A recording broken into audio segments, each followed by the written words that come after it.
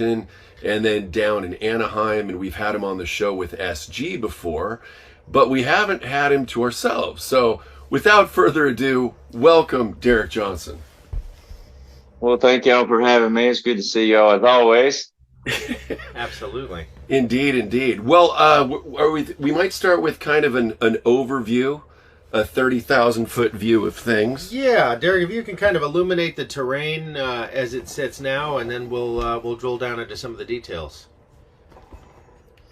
Well, I mean, we're rapidly approaching, as we've been talking. I mean, it's hard for me to believe that it feels like it's been 2 years since I've been talking, but I've only been talking since August. But a lot has happened from even August, when I went viral, to meeting you guys, to here we are now. We're technically in mid-April.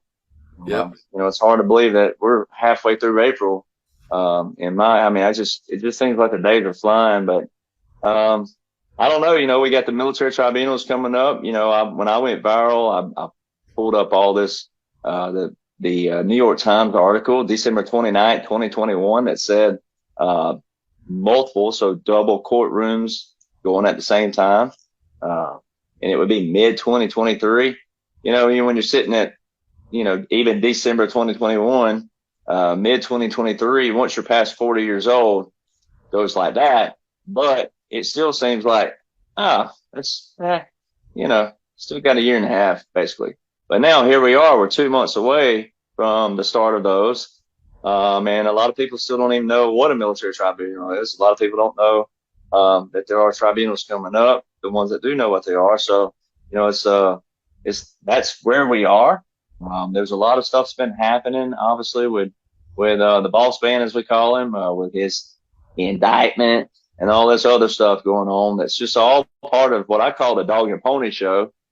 Even though I do realize there's some seriousness out there, serious concerns about our economy and, people who are hurting, whether it be emotionally or also monetarily. So I get that too. So we're just here to try to, tell people what you're watching. I know they get tired of hearing it, but you're watching the greatest, most biblical, monumental, historical covert operation via a continuity government and also a military operation running simultaneous. And hey, I tell people, if you're breathing, hey, it's a great time to be alive. If you'll just flip that script and understand that, look, we know when we're born, when we get to an age, we realize, look, God put me here for a reason. And then also we live and we die. That's the two inevitables of life. Well, there's three, obviously, if we consider paying taxes, right? But, like if you're Willie Nelson, then you only have two inevitables. If you're other people, you have three, right? So, but we live, we die, we pay taxes, right? So I think if people would, my grandfather told me one time when I was younger, when I went through that stage of fear and death, he said, son, if you fear death, which is inevitable, then you're not truly living. And I think if people would focus on truly living and understanding when you wake up in the morning, I thank God for being here. I thank him for letting me have another day here. And I thank him for letting me have another day to do his work, and even music or whatever it is that I do in my personal life.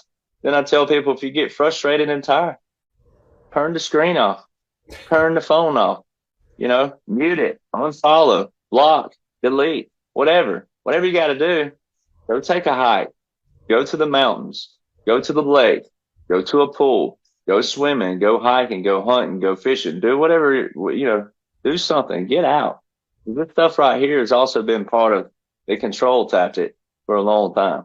It works when it works, but if it's at the point of making you feel all these other negative feelings, then that's when you got to understand, all right, you got to flip your script, understand what's happening, and understand how to use this as a tool to be positive and successful versus the other. Yeah. Oh, it's easy to burn out, that's for sure. We're we're definitely feeling that. Yeah. But at the same time, I mean, it is the most exciting time to be alive. It's phenomenal. But I got to ask you, and for the audience, how do we know the military tribunals are scheduled? How do we know that's coming up? Well, if you go right now, if you go look on the actual justice.gov, when you go find the actual site and the calendar, uh, it does show you the calendar. But what's funny, you got to know how military courts work. Military court doesn't work like an O.J. Simpson trial or a Casey Anthony trial where they recess break, come back next day, next week, 2 weeks, 3 weeks, month. Military courts don't work like that. And that's all clarified now in what we call the Military Justice Act. But still, military courts, you get in, they get them done. Of course, President Trump's been laying down a lot of language around that. November 15th, 2022, he said, I talked to President Xi this morning. I asked him what he did for drug problems. He said, what drug problems? We have quick trial. We have trial in the morning, execution by the end day. So then he had the state of Idaho just about a month ago. The governor signed back into law firing squads.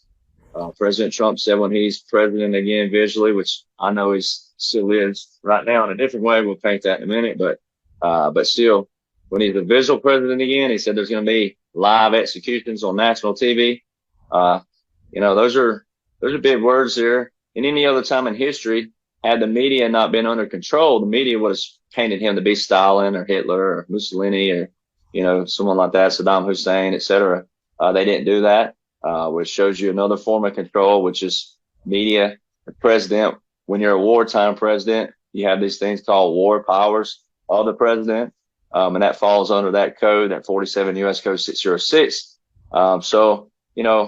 There's no way to look at it right now. You go to the calendar, they show a lot of guys that it shows the same guy for months, and that wouldn't be how it works.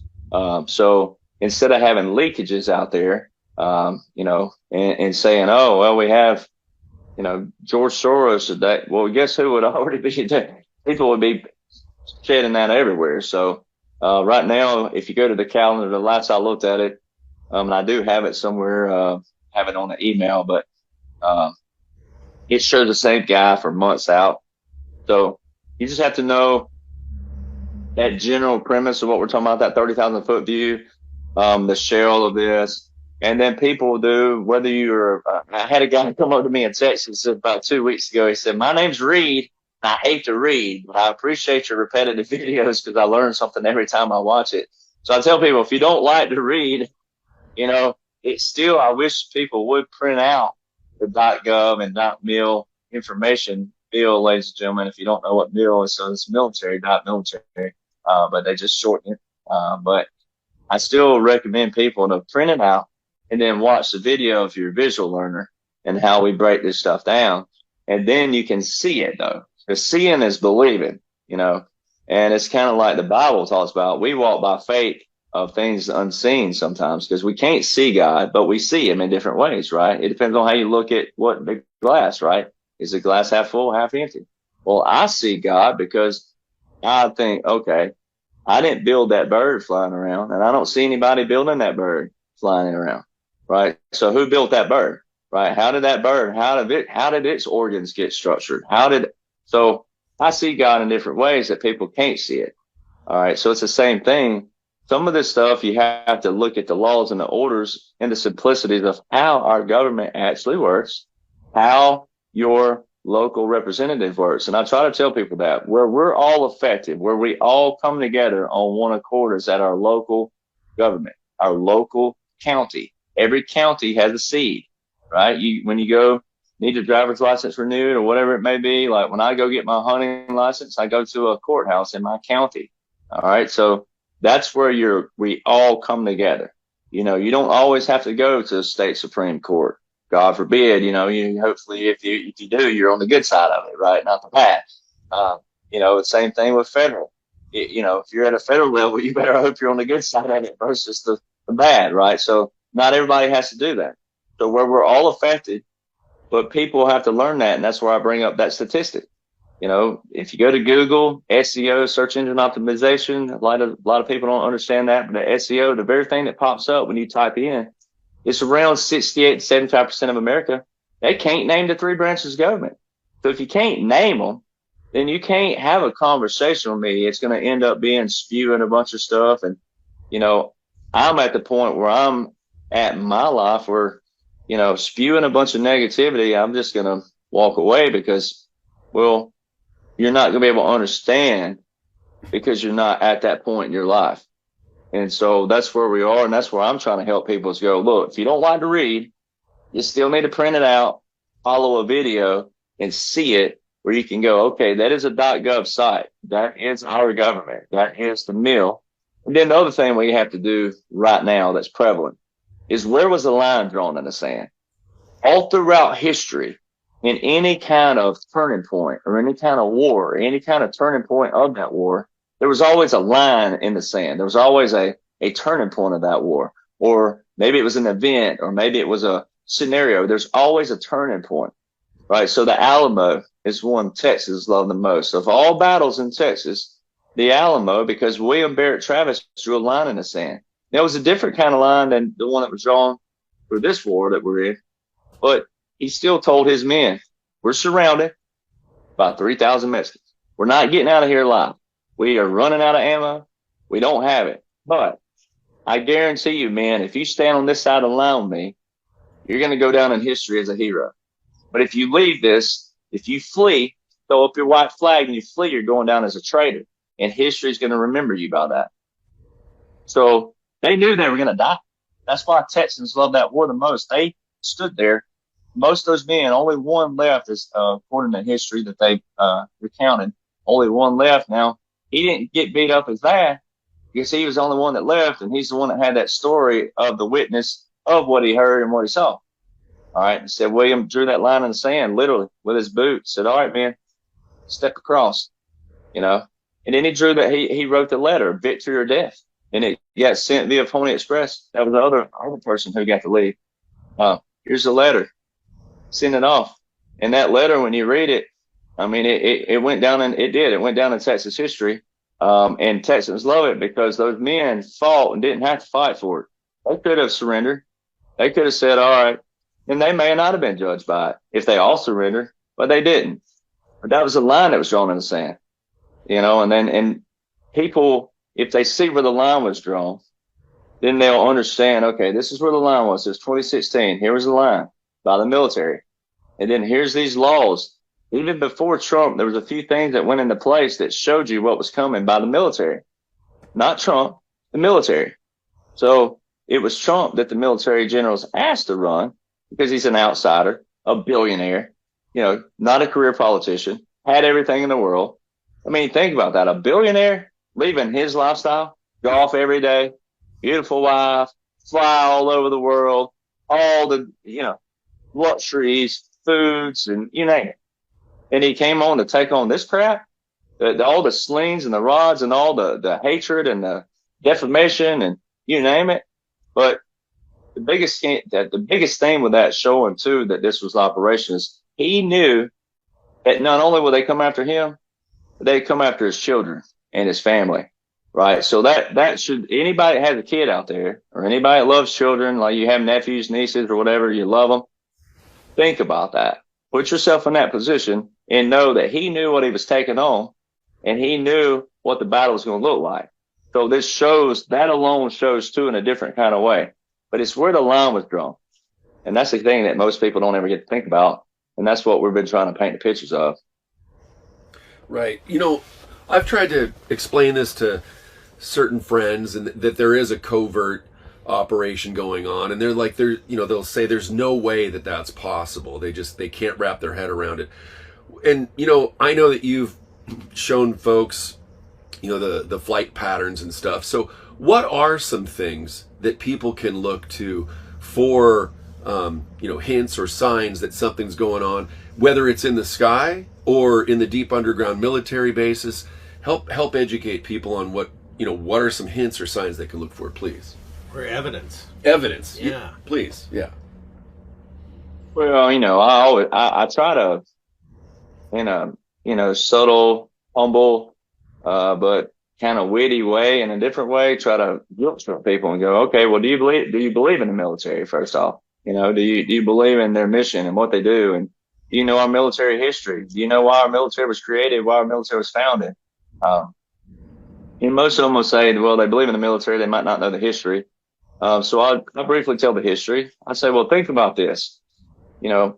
Before the Revolutionary War, I mean, we have evidence of a Magna Carta. We have evidence of wars that took place. We have evidence of that. We know that for a fact. We got stuff in writing. They had multiple forms of different kinds of contracts they drew up, and they tried to make a government and different things that didn't work. And then they end up in a war, fighting over it, little battles here and there, maybe a big war, little war, whatever. Well, what was that definitive point? What made those founders go, enough is enough? What made the Revolutionary Wars so iconic, but biblical, historical, monumental for all of us? Because all of us living, breathing right now are benefiting from that war, that foundation, what they laid down. So when you think about this, there's only 2.7 million population then. And based on history and based on the data that was saved, only 1.7% of that population fought each year of the 9-year war. Well, what did the other 98.3% do?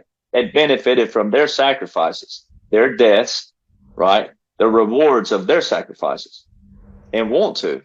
And now we got spoiled people that are benefiting from it now that don't even care about what that sacrifice brought about, because they feel like it was 240 something years ago. Oh, it was a different time. Everything looked different back. No, time don't change. People change. Time doesn't. My grandpa used to say all the time, the sky's still blue, grass still green, birds still flying around, animals still doing their thing. You don't control them. You don't build a good nest for the bird. You don't, seek shelters for a mountain lion. They know what to do, right? God's commanded that.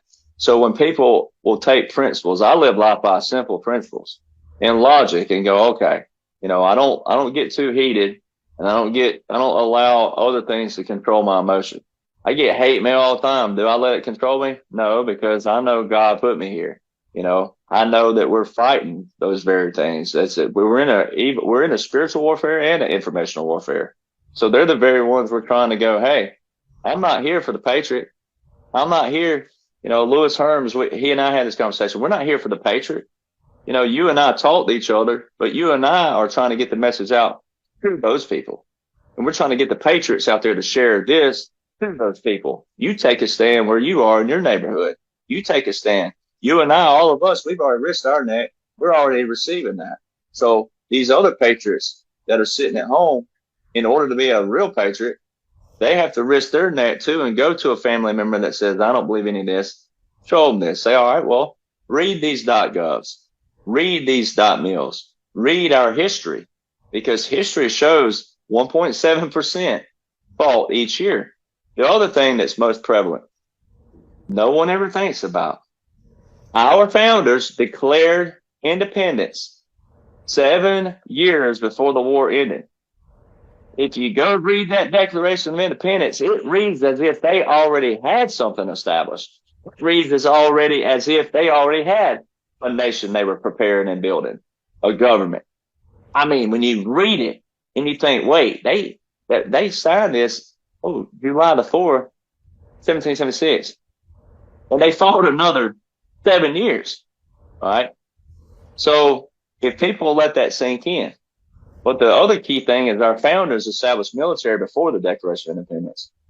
The branches came first, and the war articles, which became military law, came before the Declaration, the Articles of Confederation, which was the first Constitution, then the Constitution that was redrafted, and the Bill of Rights. So the military came first.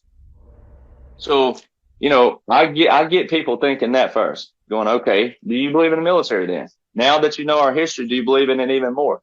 The military was established not to start wars, but prevent them. Not start them, but prevent them. So when Eisenhower talks about the military industrial complex on January 17, 1961, think about it. That was 1961. Look what happened between here and there. And of course, Korea had already happened, but Korea was also a man-made war. All right. And Eisenhower knew that. And he's sitting here telling you what our future is going to look like. And what happened? Vietnam, man-made war. We had no business being there. All right, we had no business being in Iraq the first time. We had no business being in Iraq the second time. Afghanistan, it was all man-made. It was all this. They created all these things, right? And Trump said, he calls them out. No more lobbyists, no more defense contractors, because all they do is make excuses for money to keep us in stupid wars. You know, he said it the other night at his speech. He said, I hate the word stupid, but we have stupid warmongers, and they've confused all our men and our people. They have brainwashed our people into thinking that look at Ukraine. Obama has 4 executive orders on Ukraine in 2014 alone. 2014, he signed 4 executive orders. And one of those orders, it specifically says that Ukraine so it just poses an unusual and extraordinary threat to the United States. How? How? Like, so it was saying if you go against this order, you go against this. How? And we funded the U.S. See, that's what people don't understand. This U.S. funded biolabs in Ukraine. That's what they're exposing. Right. So what people have to do is like, look, there's a lot of propaganda out there. There's a lot of politics out there. There's a lot of stuff and noise. Kenny Chesney, I got a buddy that knows Kenny really well, but he had a song not long ago called Noise. All this noise. It's just noise. And I try to create all this stuff like it's noise and it's stuff. And what I do is show you how you walk through all that noise, and you walk like Johnny Cash. You walk bold and confident, and you don't get distracted by this. You look at these laws and these orders of how our nation operates. Now, you and I, all of us sitting here right here, we've seen this throughout our lifetimes. Even my short 40 years on earth, I've seen a Republican president get in, and what do? They increase the defense budget, and the economy goes down, right? And then you get a Democrat come in there, and they just flip-flop that. That's not the checks and balances our founders talked about. That's not checks and balances at all, because only people who benefit from either one of these are the politicians here, because they stay in the same positions. We don't. It just fluctuates whichever side of the aisle we're on. It fluctuates with our lifestyles and our paychecks and our pocketbooks and our bank accounts. And none of us benefit unless you play the lottery and you hit it rich, but still there's someone paying for that on the other side, right? There's all these other things that sure you may hit it rich, but you're still paying in some facet. And these guys never changed up here. They had never changed all these years. So that's what Donald Trump and the military are doing. They're showing how Donald Trump, when he came in, being he wasn't a career politician, being a career businessman, he schooled the federal corporation. All the economy was perfect. Defense budget was $770 billion. All right. And everybody's pocketbook, everybody was doing great. All right. He also showed he never started a war. He didn't have to start a war to get that money. Right. So how did he do it? Well, that's the key. That's the key magic formula. Is like, you've got a guy who came in and showed all the people what everybody's watched their whole lives. Anybody living and breathing, no matter if they're 95 years old, he showed you this. Now, what's that formula look like?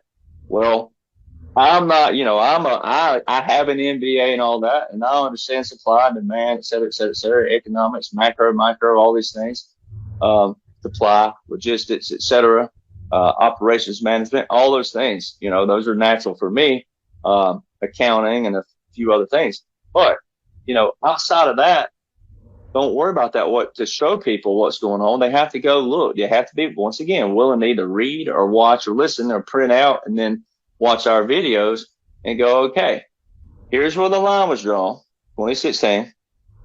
Here's what the military established, and then work your way forward, because it's actually that continuity of government that I talked about in the very beginning, just the word. It's the continuity of government that paints the picture of the military operation. And then you just define what a continuity of government is for the people, and then lay it out that this is what the powers of the president is. This is what the Constitution looks like. Now, when Donald Trump says, if they're going to investigate me, they're going to investigate every president before me immediately. That's the part you got to understand, that what the military is doing, they are using the federal corporation's laws and orders against them. That's why they did the indictment on Trump, because they're opening up a can of worms to use the laws and orders against them that they put into place, right? They put in a lot of laws and orders through the years that don't support the Constitution. Absolutely not.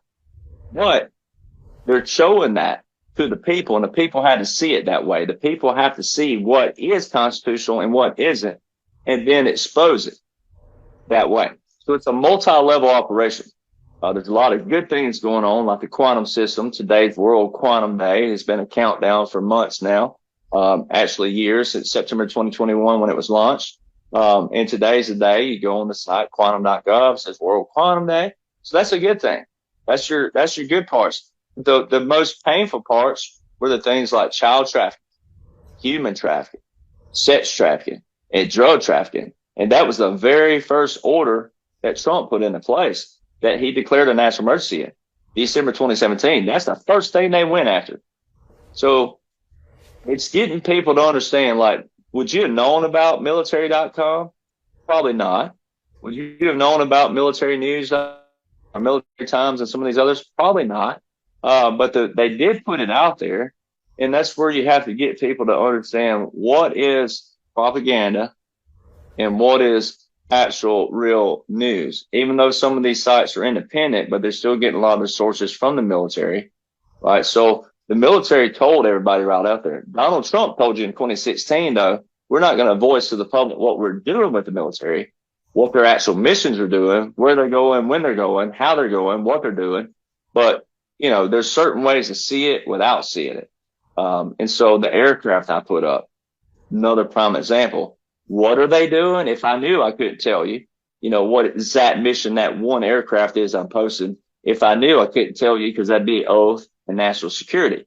Now, based on the type of aircraft it is, I can say, well, it generally does these things. And then knowing where we are right now in the continuity of government, and knowing when you go read those continuity directives and what they say is coming, based off laws and orders, and also the optics and the comms that are being dropped, then you can kind of guess a little bit, but guessing only gets people in trouble. So it's like I show people how to live your life every single day. When you wake up, what to look for. But if it's kind of like when you know what to look for by these laws and orders, it'll be like the back of your eyelids. It'll just, once you see it, you can't unsee it. So like you'll be able to understand when you go to Fox News or whatever it is, you can go, oh, this is an optic, because the media are under a code right now. And this is where that code went into place. Well, the code went into place way back here. So it's like when I paint those pictures, once people know the timeline and when things were activated or enabled or enacted, however, whatever you want to call it, then once you see where those happen and backtrack, you know, if someone's just waking up right now, they got to go back here and work from here up. They can't start from here and be caught up just that quick. They have to be willing to go back and go, okay, well, here's a short synopsis. Here's a short blueprint. Read it first, then read the long blueprint, and then read this filler. And then you might be able to catch up, depending on, you know, your learning skills and how quick you learn, how quick you retain, and things of that nature. But right now, you know, it's not too late. No. But we really are on the backside of the storm now. We're kind of in the cruise control, where people who know what's going on knows that, you know, the ones out there spewing this ain't and this is this other, well, they just, you know, it wasn't meant for everybody. And I didn't say that quote. There's a lot of experts out there said, you know, this storm isn't for everybody. There's going to be about 3 to 5% that just don't absolutely get it, even when it's said and done. But, you know, I'm not going to be the deciding factor of who that is, but, you know, I tell people, if you're hating or spewing negativity and all that, look, go read. If you think I'm wrong or anybody's wrong, then hey, go read this timeline and all these laws and orders and try to prove it wrong. But you can't, because of this. Laws are either revised or revoked. Orders are either rescinded or mission accomplished. And all the laws and orders in place right now have all been extended. They haven't been revised. They haven't been revoked. They've all been extended. Why? You know, why would Biden extend all 10 national emergencies of Donald Trump? Why would he extend the federalization of the National Guard? Why? It don't benefit him at all. It goes way against his policies. And even some of the language inside of those would actually damn his whole administration. It would damn his whole background and policies. It just don't make sense. So that's how I paint a picture first, the 30,000 foot view, to get people to thinking. And if they care, then it's like, okay, if you care, well, then here's some nuggets to go start on first, like the federal continuity directives. Those start first. And then I do the presidential inauguration on the 2021, the funeral service. I mean, so. Oh gosh, I mean, you got to have a sense of humor for some of this stuff. But with regard to COG, or continuity of government, I mean, this was policy put in place to deal with the potential eventuality of a nuclear disaster that would, render the government missing or dead or whatnot. And then I think it was 1989, somewhere around there, they amended it to include any emergency, which is kind of a scary thing, because that could be a power grab in a big way. But it would seem that it became quite useful in our current situation. But for the viewers, how did we end up under COG? What is the evidence that has occurred? Well, that's correct. I mean, when you talk about the COG, I mean, Bush had them in place, Obama had them in place. So where was the line drawn? I'm saying, right? What most of these people have done through the years is they'll take something that reads perfect on paper, but then it's what they're doing behind it, right? And that's how they've butchered and twisted. And they took the Constitution, the Declaration of Independence, they took all that out of the schools. So that's why these younger generations have no clue what they say, what they talk about, the branches of government, what they do, who writes law, passes, interprets. I mean, and that's not just 20-year-olds. I mean, we got 40-year-olds and under. When we got some, 50 or 60, it depends on what they were doing when they were growing up. But we have a major portion of the U.S. that has no clue what's going on, our government alone. But they complain. They got a voice and they complain, but they don't know it. They don't even realize what they're complaining about. And it's like, look, government politics is drama. Government has policies and structure and discipline to it. All right. So we've had the wrong people in for many, many, many years once again. And that's what they're outlining. So it's like people have to understand where it went awry first, which was 1871 is when the Organic Act of 1871. Also in the 1870s, you had the bar exam was created, the bar agencies and different things. So the British Accreditation Registry. Well, that Organic Act 1871 put us back under the British Crown, the very country we had fought against way back in the Revolutionary War. Only 100 years back. It wasn't even 100 years yet. I mean, you do your math, 1871, 1776, not even 100 years. So we're going back under the British Crown, right? The British Accreditation Registry. It's also outlined in Stoutenberg versus Hennick. It's a law case where it defines D.C., District of Columbia, as a foreign territory. It's also outlined in 28 U.S. Code 3002 that we're a federal corporation. All right, so there's multiple layers out there that show this. When you think of this is another thing. I'll bring it up. It's real prevalent. No one's ever thought of this. In 1933, Congress, they amended the term limits of the president. Right? So they made it to where you couldn't run for more than 2 terms. Right? And then they also changed the inauguration date from March the 4th to January 20th. Well, how come Congress didn't put term limits on themselves? Why did they put term limits on the president only? No one wants to think about that. Yeah. So there's another power trip, right? So why did they do that? So, and you can argue that, well, you need 2/3 of the Senate vote, blah, blah, blah, blah, blah, and it was amended. Okay, fine, but did it support the Constitution? I don't know about that. Because the Military Justice Act 2016 is the Supreme Court clarifying military courts, laws, and personnel are separate from civil laws, courts, and personnel. And Roosevelt told Congress. He told Congress after they did that.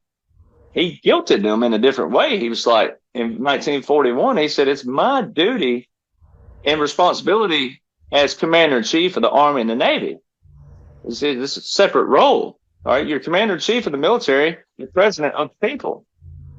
Two separate roles. So he told Congress in two different speeches. One was the speech that lives in infamy. And then there was another speech where he said, hey, if you don't act, I will. Right. So there's that. And it's just like, so Congress gave him the power to restructure the executive branch for a president to declare war. And that became the first War Powers Act, or the War Powers Act of 1941. Got two titles, and then there was a second War Powers Act. All right. So that became 50 United States Code, which is called War and National Defense. And that's how Donald Trump declared war. That's why when he said, hey, if you're going to investigate me, you got to investigate every president before me immediately. Because he's using laws and orders that he didn't put in place, that Congress did. Congress gave Roosevelt the power. Congress abused their power. Congress did that. Now, was Roosevelt right or wrong? I mean, look at 1941, what happened. I mean, I don't know. We were already under a federal corporation, but we were indebted to so many countries at that time that, we almost had to fight. We almost had to jump in. And our boys wanted to go. My grandpa lied about his age to get in World War II. But to get in the Army, and he did. He got in successfully. Lied about his age. Got in. There were others that lied about their age at 15 years old to get in. I mean, that's how bad these men loved America. That's why they were called the greatest generation. Now you can't get a 15. They have to use signing bonuses and all these other stuff, which is crazy. There ain't no such thing as a signing bonus in the military. They don't hand you a check at the recruiting station, and it ain't a 9-to-5 job. So do your math. They're going to get it out of you. There's no such thing as a signing bonus. They trick so many people. And why? There's that military industrial complex again. We don't have people who serve for their country and what JFK said about what you should ask about yourself. Right. So when you do the math on all that stuff and you look at Roosevelt was at the turning point of what's going on right now. It was World War II. In March 2020, Donald Trump said different war, same scenario. And the media said, well, define different war. He said invisible regime. You don't know who they are. We do. So when you do this math and you look at history, the Organic Act set us. Now, was it horrible right then? No, it trickled. And it got worse and worse and worse and worse and worse. And it's right in front of everybody. It is. And there's nobody walking, living, breathing that can point a finger at anybody and say, well, I've been awake longer than you. Well, okay. Pat on the back, whatever you want. But, that doesn't help anything. That doesn't help people awaken and see. It has nothing to do with race, religion, politics, or patriotism. That's the very things they've pinned us against each other over. Right? If you can sit at your house and be atheist and gay or whatever you are and sit there and mind your own business, go do your thing, go to work, go to school, go to what it is you do, grocery store, whatever, live your life. You ain't putting your lifestyle on anybody.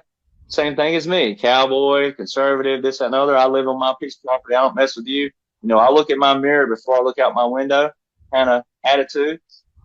So same thing. The Constitution protects everybody as a whole. It protects everybody. The military protects those rights, right? It was to prevent wars, not start them. And we've just lived under that for so long that people, it's gotten like this. Right now, we're trying to come in and go, okay, look, here's where we derailed. Here's how it got worse. Here's where Congress abused their power multiple times. And what you have are these congressmen who use these laws, and then they'll use a quote. They say just enough to get people hooked that, oh, he said the Constitution. And he said, oh, James Madison said this way back in 1801. But they butcher it. It's like twisted. And that's because they've taken it out of schools. They quit teaching our history. They quit teaching the simplicity of the government. They quit teaching the simplicities of the history and the foundation, which had nothing to do, once again, with your lives and your lifestyles and what God, how you serve, what you serve. As long as you weren't harming somebody, and then they pinned us on this currency. They started twisting all this stuff out there. Oh, Joe lives in a 4-bedroom mansion and da da da da da. And Derek, he lives in a 1-room apartment over on the outskirts of town. And, they pinned you on this keeping up with the Joneses stuff. And they started sexualizing things like music. Right now, you can't be, if she's 25 and married, she won't sell. People won't buy that. They started doing all this stuff, right? And creating all this havoc and all this chaos and all this drama. And they did this on purpose. And that's what's led us here to now where a guy like me sits here and just says, well, here's what they're doing. Here's where they drew the line in the sand. Here's what the continuity of government actually is and what it does. But people have to see all this before they can understand that, right? But a continuity of government is basically where it happened, what it happened. There's always been continuity of governments, but the line was drawn in the sand in 2016. Donald Trump on the campaign trail said some things that was very, what someone had called a conspiracy theory for years. But he said something that my grandfathers and great uncles used to talk about. And he said it all in one night. And it was also, if you remember, back in 2016, they had about 20 Republicans on stage. They did this on purpose. They had all them running at the same time. Jeb Bush and Kane from Ohio, what was his name? I can't remember his name. Kane. Anyway, there's a bunch of them. Not Herman Kane, but another one. But they had all these different people running at one time, right? And Jeb Bush, they made him ask the question. This was all on purpose. So when people find out the Bushes are just as corrupt as everybody else that's corrupt. Right? So they had Jeb Bush go, who's going to vote for you? Who's going to back you? And who's going to support you? And Donald Trump looked over at the moderator and he looked at the moderator and he said, well, if the moderator give me time, I'll answer that. But that's more than one question, Jeb. That's multiple questions, So he said, one, the American people are going to vote for me because they're tired of BS politicians like you. Every single one of you on this stage has served no less than 4 years. You tell the American people what they want to hear and you never back it up. And people are tired of it. People are tired of it. So the American people are going to vote for me. Then who's going to back me and who's going to support me? I have over 200 military generals backing me right now.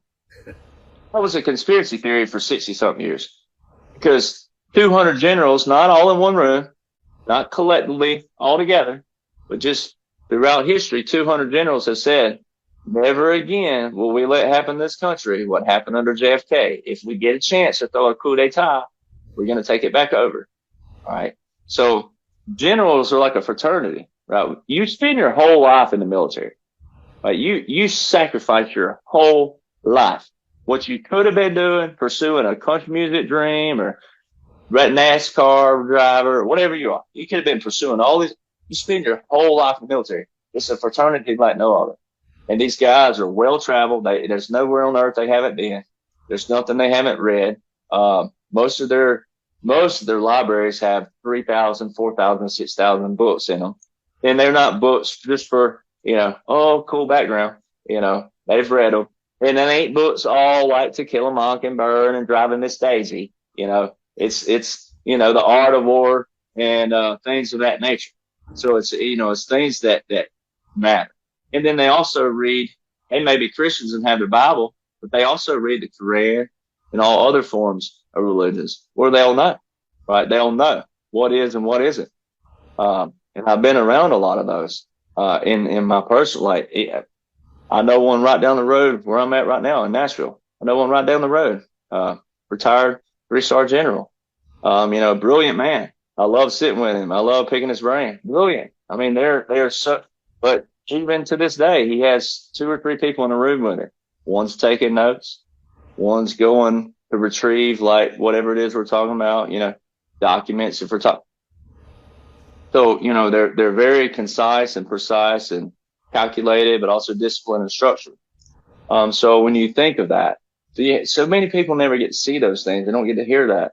But this continuity of government, so when you look at the timeline, you can't rewrite this any better. But the Law of War Manual was reissued June 12, 2015.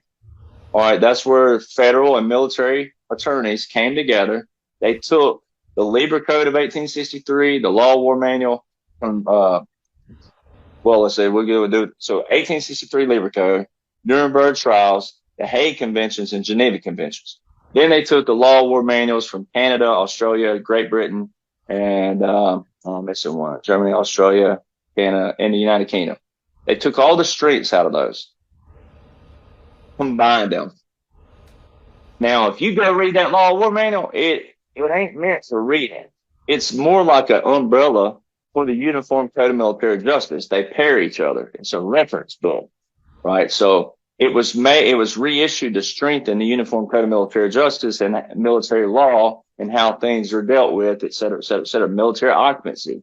Chapter 18 talks about commanders and their roles and their duties. Since June 2017, there's been over 115 commanders relieved of duty, and we're talking about captain and higher. You know how humiliating that is for them to be on the front page of being relieved of their duties for, loss of confidence in leadership and, what they're doing. 115 and counting. I may have missed some in there, but there's 115 on my watch that I've seen from June 2017. So the law war manual was reissued. Donald Trump rolls down the escalator 4 days later. What are the odds of that? I mean, this was 2015, right? He's kind of announcing early back then. So 2015. Then you move forward to 2016, the Military Justice Act. This is very key. Military Justice Act of 2016 is what it's titled. It wasn't passed until the 2017 fiscal year in the National Defense Authorization Act. But if you go read the paper, it says Military Justice Act 2016, and it says August 2020. That'll confuse the people, but the timeline adds up, right? So I'll put that's when it was actually started being used, right? But Military Justice Act is the United States Supreme Court clarifying military laws, courts, and personnel are separate from civil laws, courts, and personnel. But they did this before the continuity of government. So the first federal continuity of government plan was issued January 17th, 2017. Ladies and gentlemen, that's 3 days before Trump took office. All right. When you go read inside of that, there are two very key chapters: Reconstitution and Devolution. Chapters in that. All right. That's published on the GPO.gov, so Government Publishing Office.gov. The second one was issued June 13th, 2017. So 4.5 months, give or take, after Trump took office. It's published under FEMA.gov.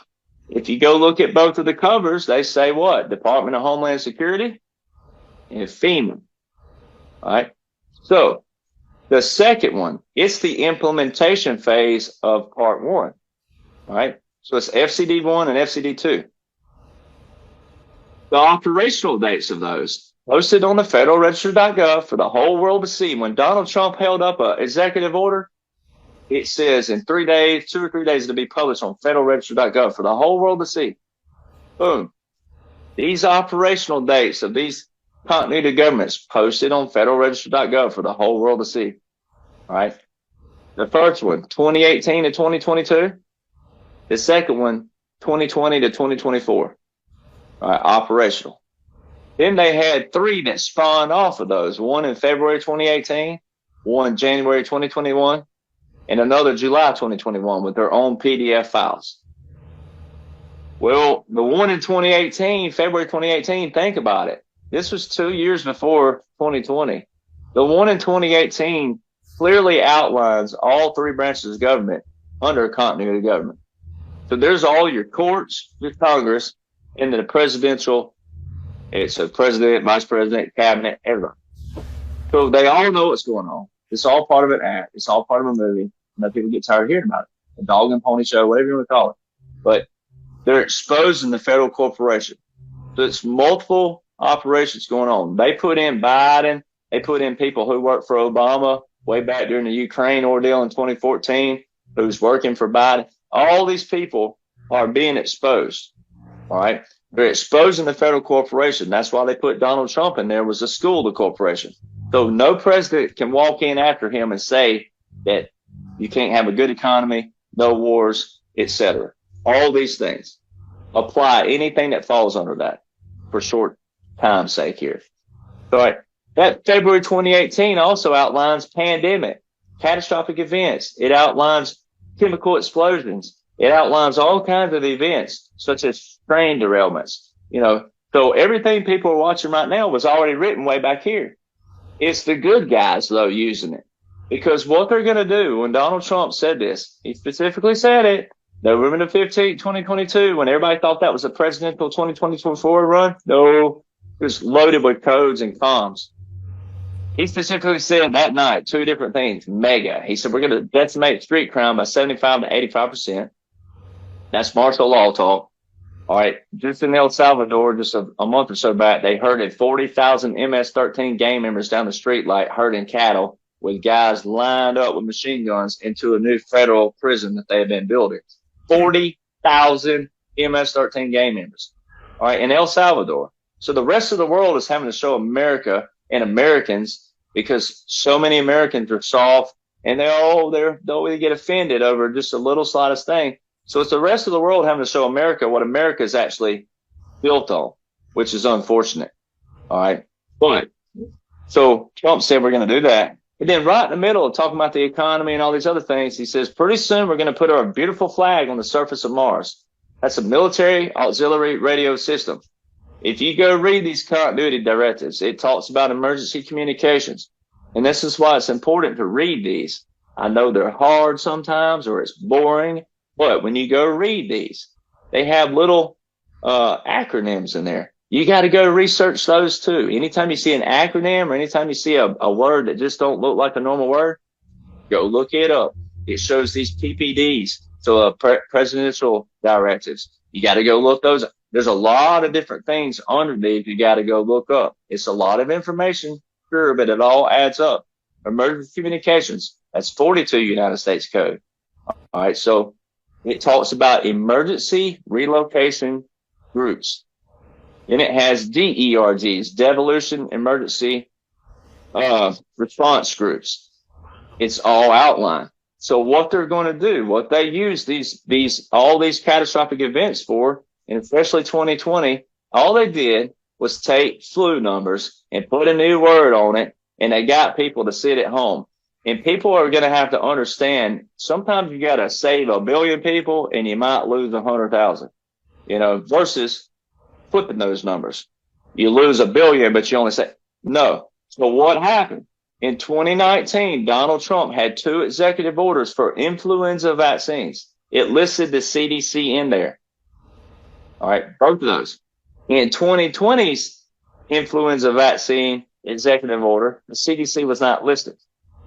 What these orders did and what these COGs did and what all these executive orders did was trap all these corporations and governors, attorney generals, secretary of states, lawyers, and judges in any capacity. Election fraud, that executive order, it trapped all those in that capacity. And these influenza vaccine, the FDA, the CDC, the NIH, all those who went against the laws and went against all these people doing this, all over the world, it trapped these guys and it's exposing them to the public because his orders show he was giving them a chance back here to do what was right. Step across the line. Step across the line. You step across now, your punishment will be lesser as we go. But if you do this crimes against humanity, we're going to put you in a military court or we will expose you to the world. And crimes against humanity is a death penalty. Immediate. There's no, you're not going to get out of that. All right. So when they got dirt on you, they got you.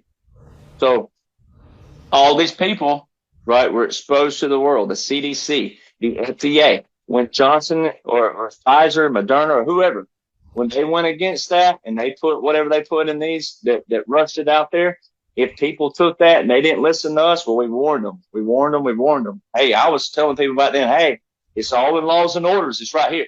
I didn't go viral till August 2022, but I had these documents already written. I was trying to tell people, but I did. I was crazy. I mean, I lived a complete isolated life for sure then. But people wouldn't listen. I'm like, look, it's all in laws and orders. This is a brilliant blueprint. It's all right here. This is all. Don't do that. Don't do this. I'm telling you right now, like, go read. Well, people wouldn't do it. It was kind of like to the point then Now we're not doing that. But back then I was like, come on, listen to me. Watch this, read this. .dub.mil. It's not my opinion. It's not something I wrote on my own. That like, go read these. It's all right here. But you couldn't get people to listen. And then they fear death, right? They start thinking so it was health, right? But it was to save, 5 billion people. But if you lost people, what people don't apply is this. At the point that the president, so all throughout 2019, that's why they did this on purpose. They had all the my body, my choice, my body, my choice. All that was central casting, but my body, my choice, my body, my choice. You get to 2020. If the president can tell you what shot you can take, the principle is not the shot anymore. Then the principle becomes your body. It becomes your whole health.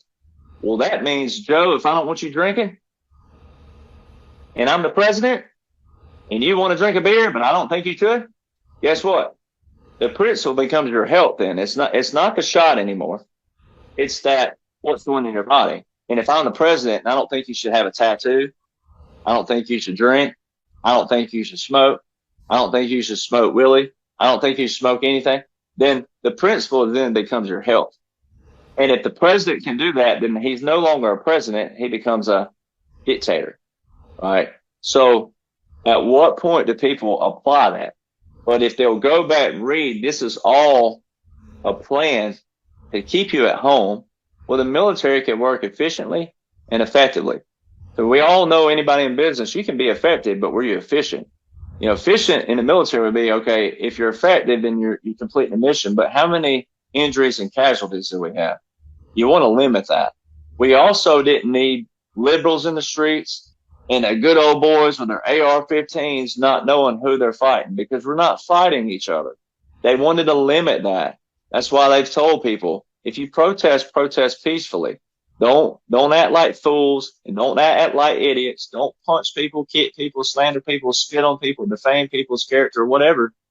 Protest what you're standing for, not spew all this versus everybody else. Like, protest what you're standing for, but don't say something about someone else, right? That's not protesting. Then that becomes choosing sides and all these other things.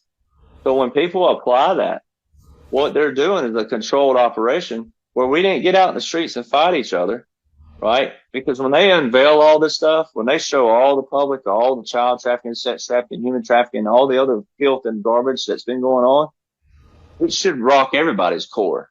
No matter how strong and tough you think you are, or whoever, the most leftist liberal in the world, the most rightist, conservative, it should rock everybody to the core to go, wow, we were all pinned against each other about the very fabric that made America great, right? And that is, hey, the Constitution protects you. If you want to be gay, straight, whatever you are, Buddhist, atheist, whatever you are, sit at your house, you ain't harming nobody. I can't make you live the lie. I can't make you be a cowboy. I can't make you get on a horse. I can't make you rope. I can't make you ride. I can't, no different than you should want to make me, dye my hair purple and pink and ride around on a little unicorn. I mean, I don't know, but like so much of that. So when people will put all that aside and understand that the Constitution protects you, and how does our government work? You and I both, we can't live our life now without money. It takes money to do everything, but it ain't valuable. And that happened in 1968 when Congress, once again, they abolished the Gold Standard Act, right? They made our dollar as valuable as they wanted it to be or invaluable as they wanted it to be. And that's what that's when we went to another level of this corruption where America went even deeper, right? And everybody thinks they're free. No, you're not. You're only as free as your surroundings allow you to be. You're not as free as you think you are. There's a tax for a tax for a tax, a bill for a bill for a bill, a law for a law for a law, an act for an act for an act. Do they back the Constitution? And that's what we're trying to do, is reestablish that. And that's what those guys are doing. And it's not, you and I are on a different kind of front line. But the guys that are doing this way up here, that's the visuals people can see. People can see it every day if they have the tools of what they're looking at. It's kind of like the old saying. These old sayings don't go away. You can't see the forest for the trees. Well, right now, we have to define what the forest is first before you can ever know what the trees look like. right? So the people right now, they don't even know what the forest looks like. They just see a blur, or they see chaos, or they see pandemonium, or they see propaganda. So it's like, here's what the forest is. When you can define the forest, the trees will be ever more prevalent because there's a lot more of them, and there's a lot more good in the world than there is bad. And it's the bad guys that just had control of the media, which controls everybody's lives because it's a black box, right? And it depends on what you're looking at. And they've infiltrated every form and facet of our livelihoods, music, humor, in our daily lives.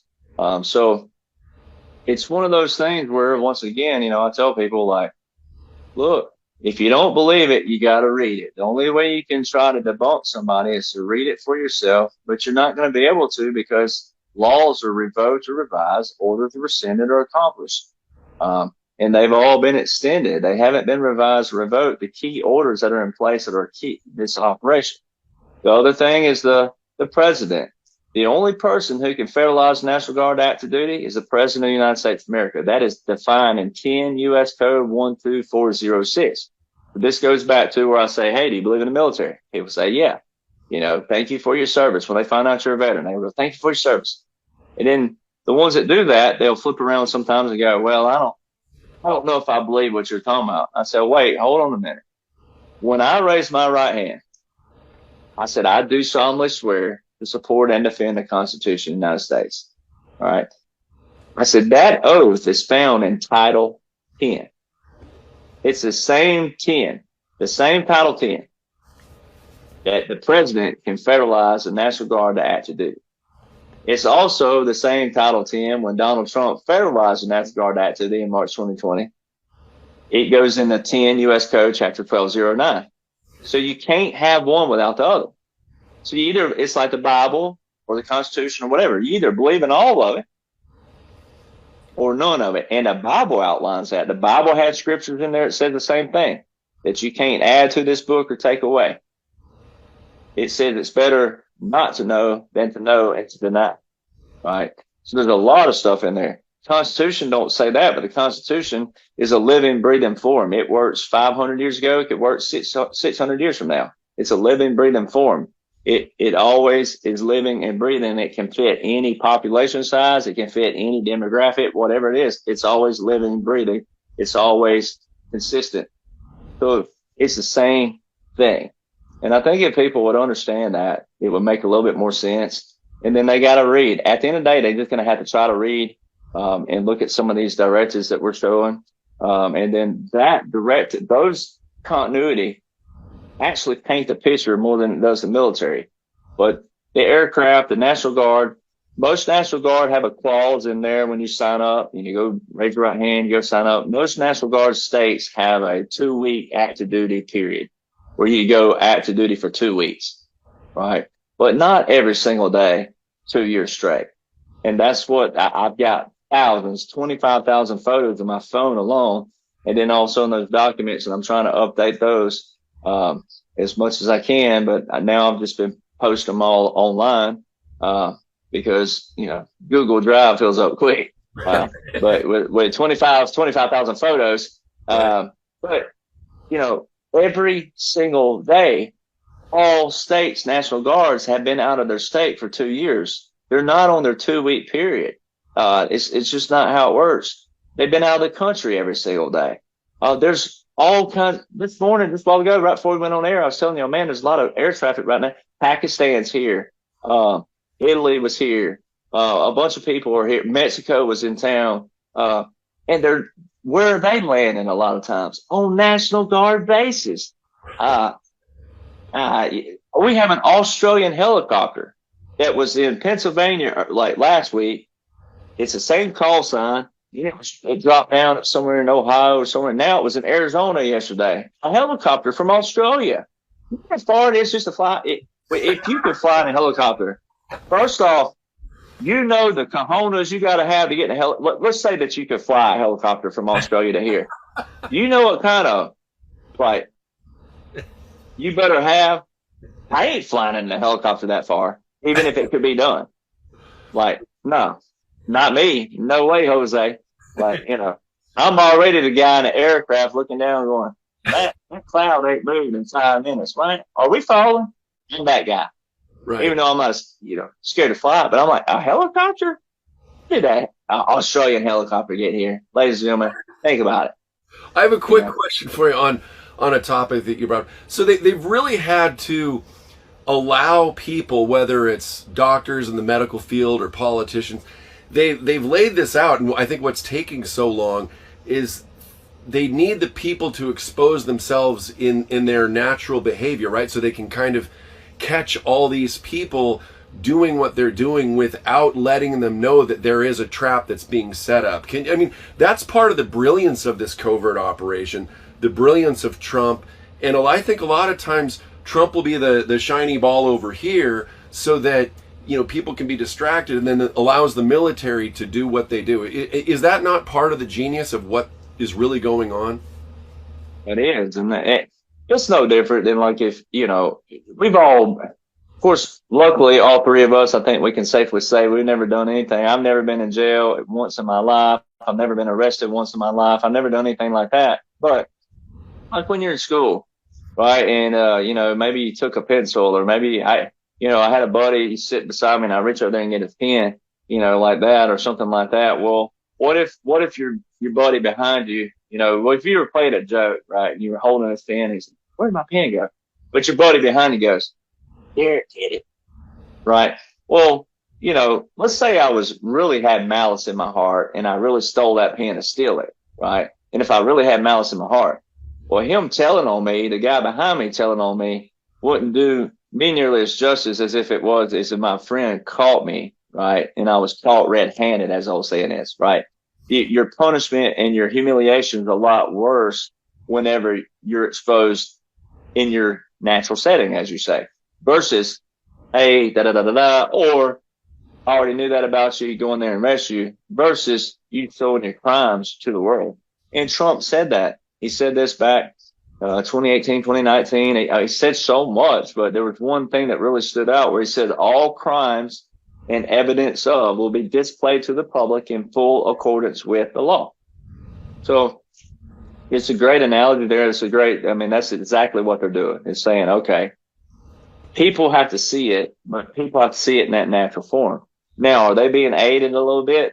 Sure. The military's back here going, but it's still there. When you think about it, even I think we're up to maybe 700,000 and growing on all my platforms. But when you really think about that, 335 million people, that's not a drop in the bucket. So when we think about, certain people see that, but when you think of 335, just in the U.S. alone, right? Yeah, we're just talking about the U.S. So when you think about that, that's still not a lot of people. Now, if those 700,000 will arm themselves with this truth, with .gov and .mil, and then find their voice in their communities or towns or neighborhoods or families and whoever, and then they aid them, then that's how we. So for people who say that, I don't believe this could be done. Yes, it can, because our founders did it. And it really doesn't have anything to do with how many numbers in a different kind of way. They proved you didn't need all the population. They just proved that the portion that came together, if you have that vision. But the other thing that was cool was when they started fighting, think about the ones who fell early. Well, someone saw them fighting and someone said, I'm going to take their place, right? I'm going to get in their foot. I'm going in their boots. They inspired someone else to jump in and fight. And maybe that person lasted through the whole battle. No one's ever going to know that. That's kind of where we are with that. But people have to see it. People have to see it to believe it. And unfortunately, people are going to have to see that evil, and they're seeing it. It's everything that Trump said is like everything. We got the Mobile crew here. I was born in Mobile, Alabama. So it's like, the South, we say everything, right? Well, everything and everything, right? Everything the man said has come to fruition. It's everything. Yeah. Yeah. Well, they say, what was it, 3% that initiated the whole shebang, the whole revolution. 3% fought. It's usually 3% making the difference. But I have a question. I think you went into an explanation about it, but Trump supporters typically are opposed to this vaccine, and Trump is very persistent in taking credit for it, seemingly to his detriment. And I think you probably have an explanation for why he's so adamant about taking credit for the vaccine. Well, what happened is, and that's a sensitive subject, obviously, but you got to go back to those 2 executive orders. And did we eradicate the flu? I mean, where did the flu go throughout 2020? Nobody heard the word the flu. Oh, you got the flu. No, you got COVID. No, I think I got the flu. I've had the flu before. I got the flu. No, you got COVID. It's always them telling you what you got. And it's like, well, I know my body. I know how I've had the flu before. I've had strep throat before. I know what I'm feeling. I think I got the flu. What they did was take those numbers, same numbers. First of all, 2 million people die every day. All right. So all these people out there saying, oh, people are dying. How can you be insensitive? I'm not being insensitive.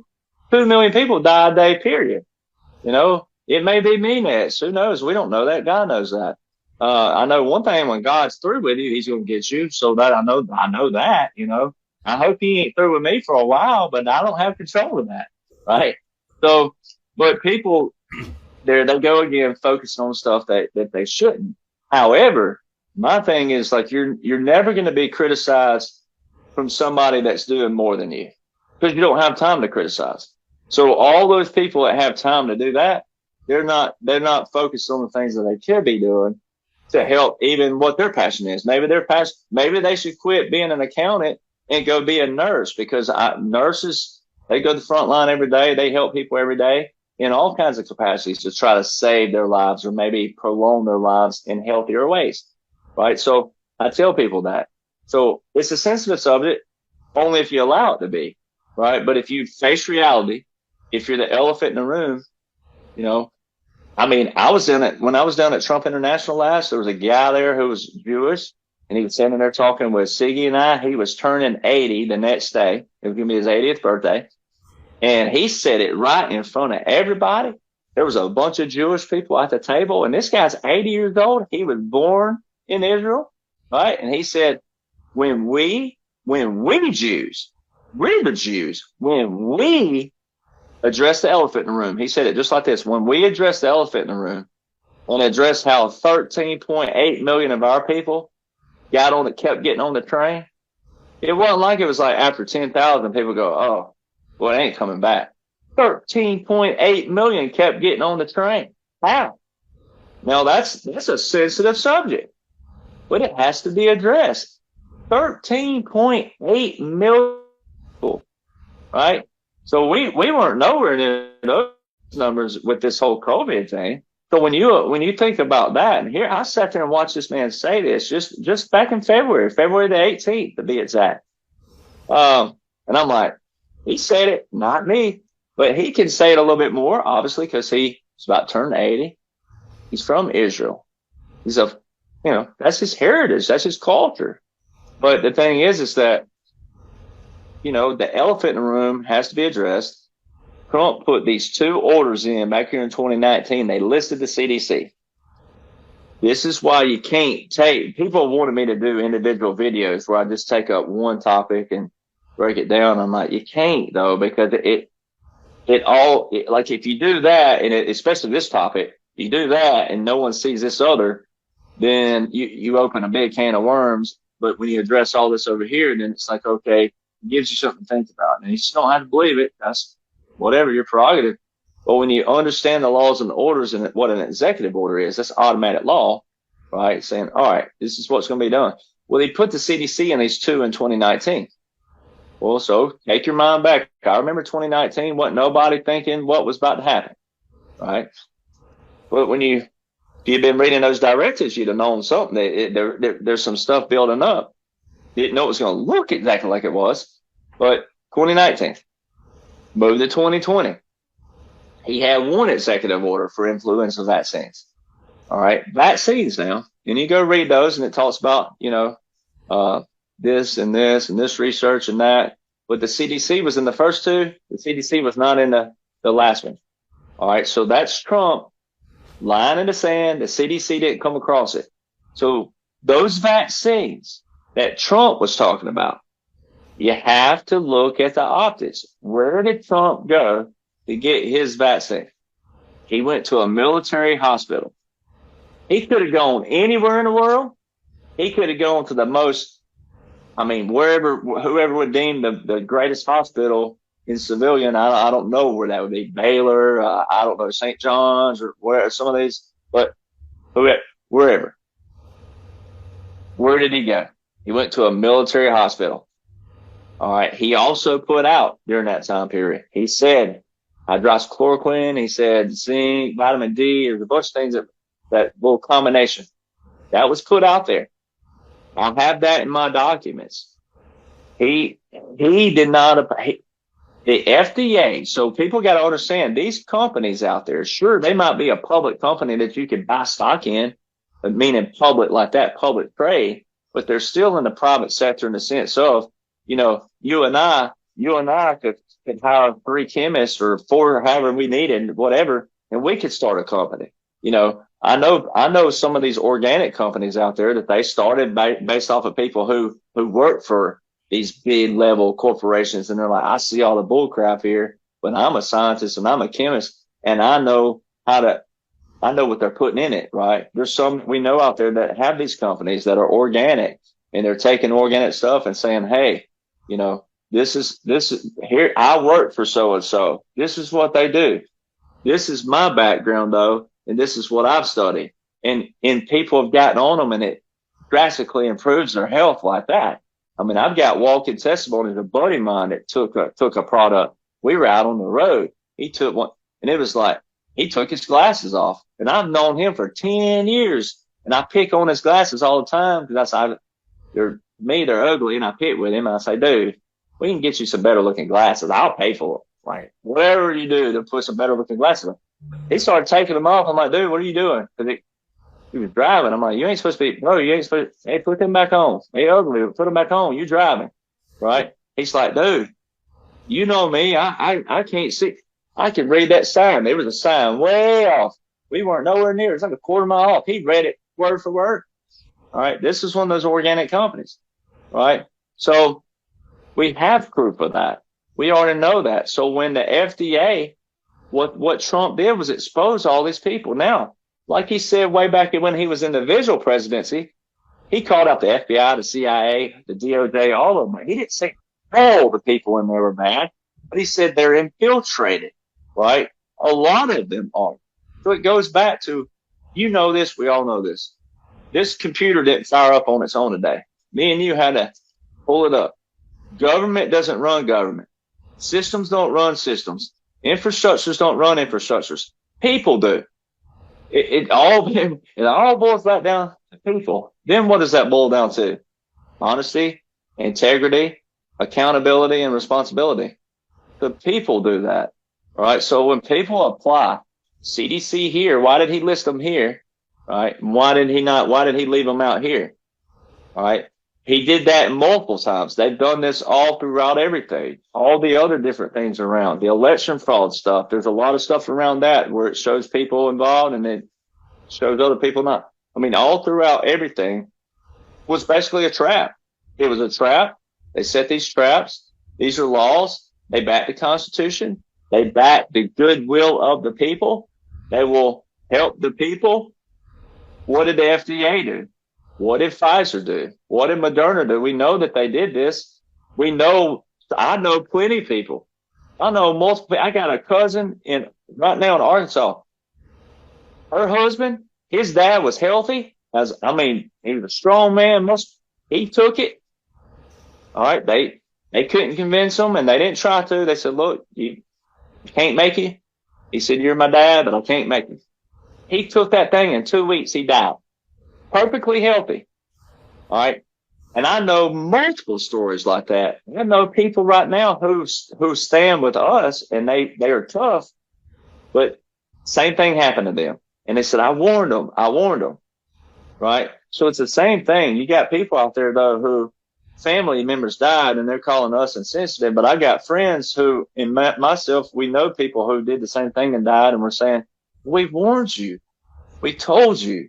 But we didn't tell you in like a like a argumentative way. I didn't tell you in a way that demeaned you. I told you like in a, hey, please listen, hey, you know, there's a bridge out ahead. Don't, you're standing there in the road and you're like, but you're not going to get run over yourself, right?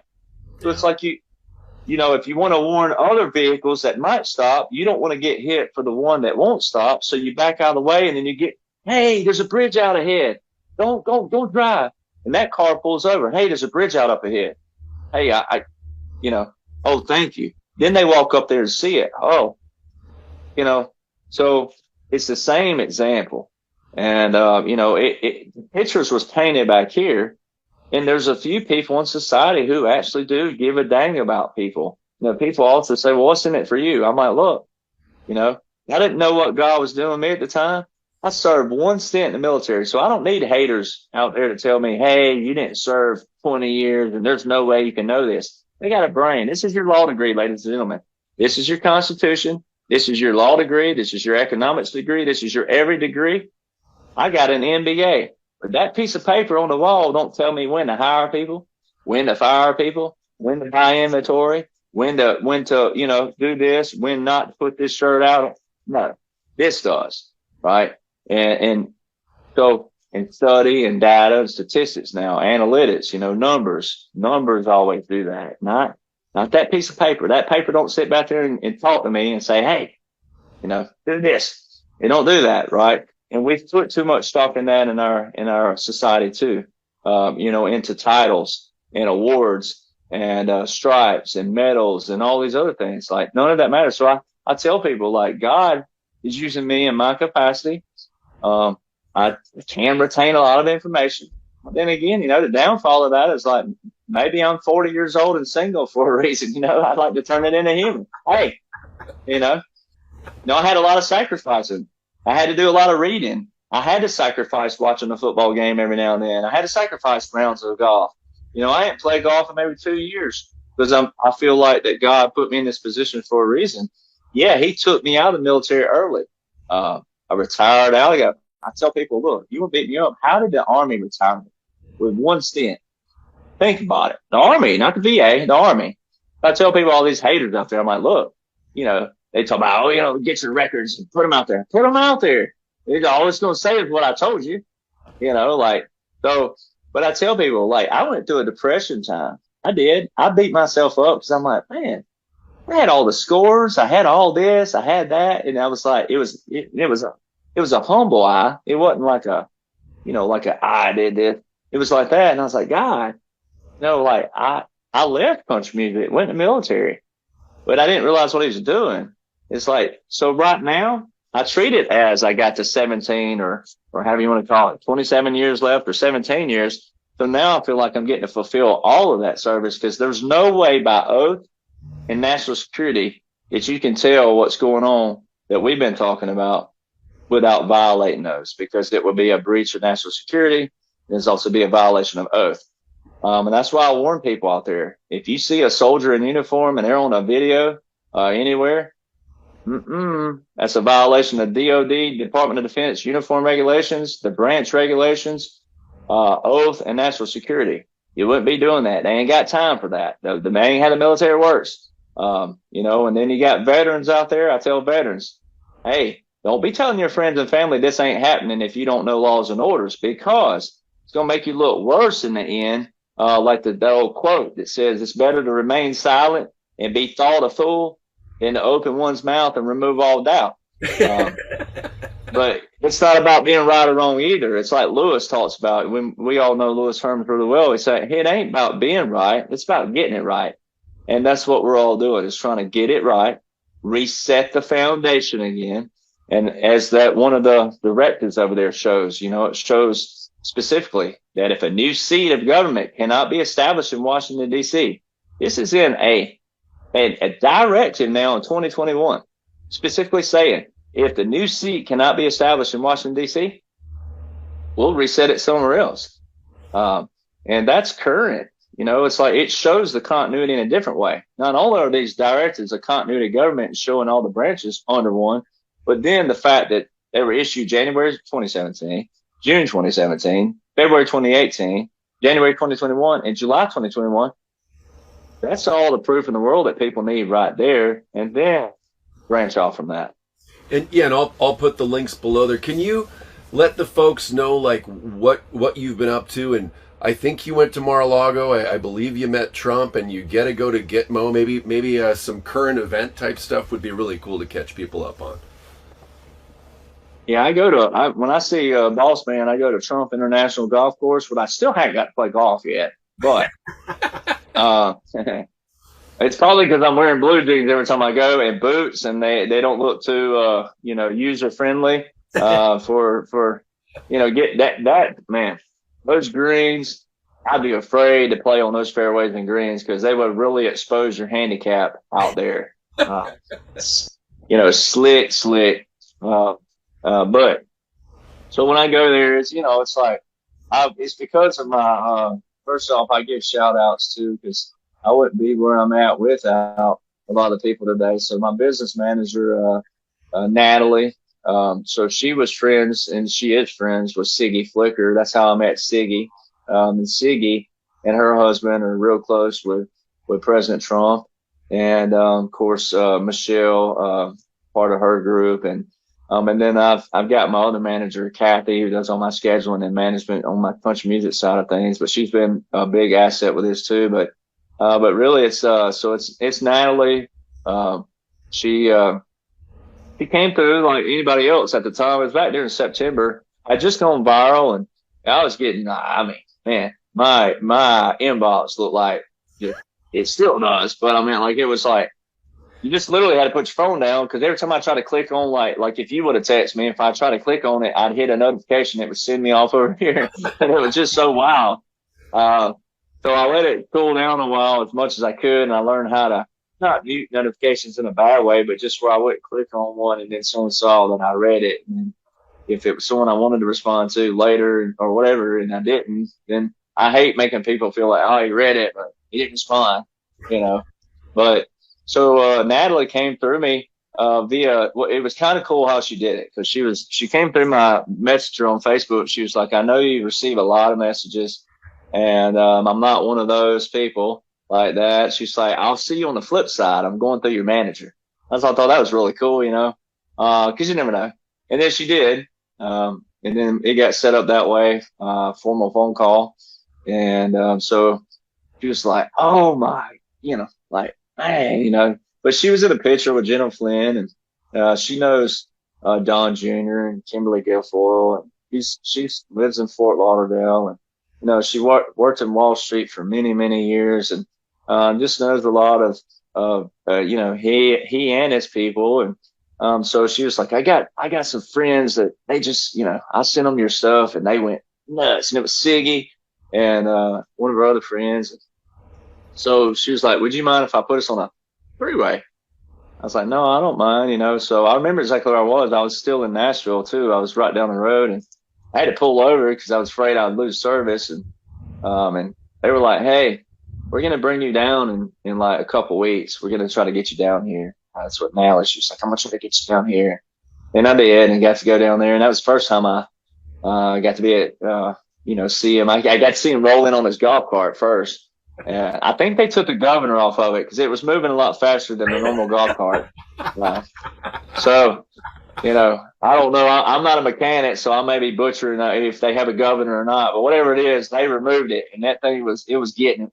I can relate. And it wasn't your typical easy go, right? It was like it's like a presidential, the only one like it in the world, but it was cool because he rides. He's so much like my dad. Like my dad drives the same way in a golf cart, just like it's like a boss, right? Just like and my dad's golf game can back it up. My dad's a scratch golfer. He could quit for 5 years and walk out on the course and play scratch golf. I've never seen anything like it. But so he comes rolling in like that the first time, and the second time I was down there, it was a lot more kind of fun. He was sitting at a table with 4-time major Brooks Koepka, who I was rooting for in the Masters, but he had a bad day and finished second just last weekend. But Brooks Koepka was sitting there. I didn't even see him when I walked in. I walked right by. You just never know who's going to be there. you know, and of course I don't keep up with a lot anymore. Now I knew who Brooks Koepka was, but I just wasn't looking. We walked in the room and it was Siggy. It was kind of like, she wasn't fangirling, but she was kind of like, hey, that's a professional golfer. I don't know who he is, but so we had another guy walk over. I said, hey, Siggy's at, who's that guy with it? He said, Brooks Koepka. I was like, oh, okay, but yeah, 4-time major. What do you know? You know, so he had him at the table, and I got up, go to use the bathroom, came back. Come here. I walk over there because I'm cowboyed up. He's like, so you didn't tell me the last time. Are you a real cowboy or not? And I was like, oh, sir. I was like, cowboys don't answer that. I was like, that's kind of up to you to decide. And he goes, well, you're either a real cowboy or you're one hell of a salesman. So, you know, so that's kind of what I've been up to. And then that day, it was three different things we were doing. Well, one was hanging out, seeing everybody. 2, we were celebrating my birthday a week late, all together there. And then also signed my new publicity deal, right there. And you're not supposed to sit in his seat, but, he allowed that to happen. And I signed it there, took my pictures. And, so that's with, one of Siggy's contacts, but came through a buddy of mine named Chris. So anyway, so we signed this new deal, and it's, boy, I mean, Lewis gets props out there because he, you know, when we were on the True Tour, he came up to me. I can't remember where we were, but it happened pretty quick. And he was like, hey, you only have 20 minutes to speak. I'm like, bro, I can't talk that. That's in slang. That's hello, howdy, how y'all doing? How's your mama and them? See y'all later. That's what, you know. So now I'm being groomed. So what we do is I'm doing a lot of radio, like, you know, like iHeart and Spot, you know, like, iHeart, all the XM stuff. And they give you like 15 minutes. And like my guy said, if they like you, right, they, you know, they're not completely like, oh, it's, you know, my advertisers won't like this because he's dropping these truth bombs. He was like, if they go to a commercial break, then that's what you want. But we've had maybe 3. We had one that was really like rough. He was just like, I'm not buying any of this. And I'm like, well, you ain't got to buy it. I'm not selling anything. I'm just telling you what the government says. You know, I'm not selling. I didn't hack these government sites, right? If I did, I mean, I'm missing out on some good opportunities out there.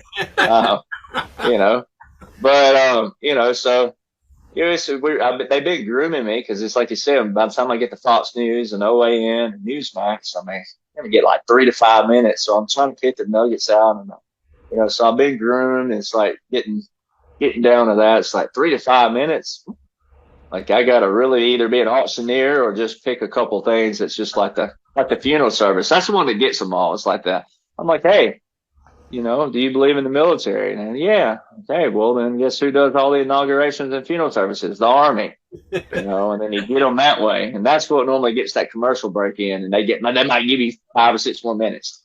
Right. So that's what I've been up to, has been learning how to, you know, like I want them to know all of it, but it's like, okay, you can't do that. So it's what's going to get them to go, you know, you get them on air, right? Where they're like, oh, wow. Yeah. And one guy said, well, that was a lot of information. I said, well, it is, but you know, you get the full hour. I don't. So I've been doing that, and then signed that deal, and then I've been writing a book that comes. You know, that's what we've been doing with that, is trying to, you know, get the documents put out there like that. But it's more obviously one flow than it's going to be files, obviously. So it's like trying to editing's the worst part I've learned about writing a book. It's not so much the writing; it's just getting it all in order. But then also knowing that, you know, when you can't put a link on the page, so it's like, okay. Yeah. And then some of these are, you know, like the Law Order Manual, it's like 772 pages, right? Well, that's a book in itself. Right. So it's like you can't put that. You can't just copy and paste it.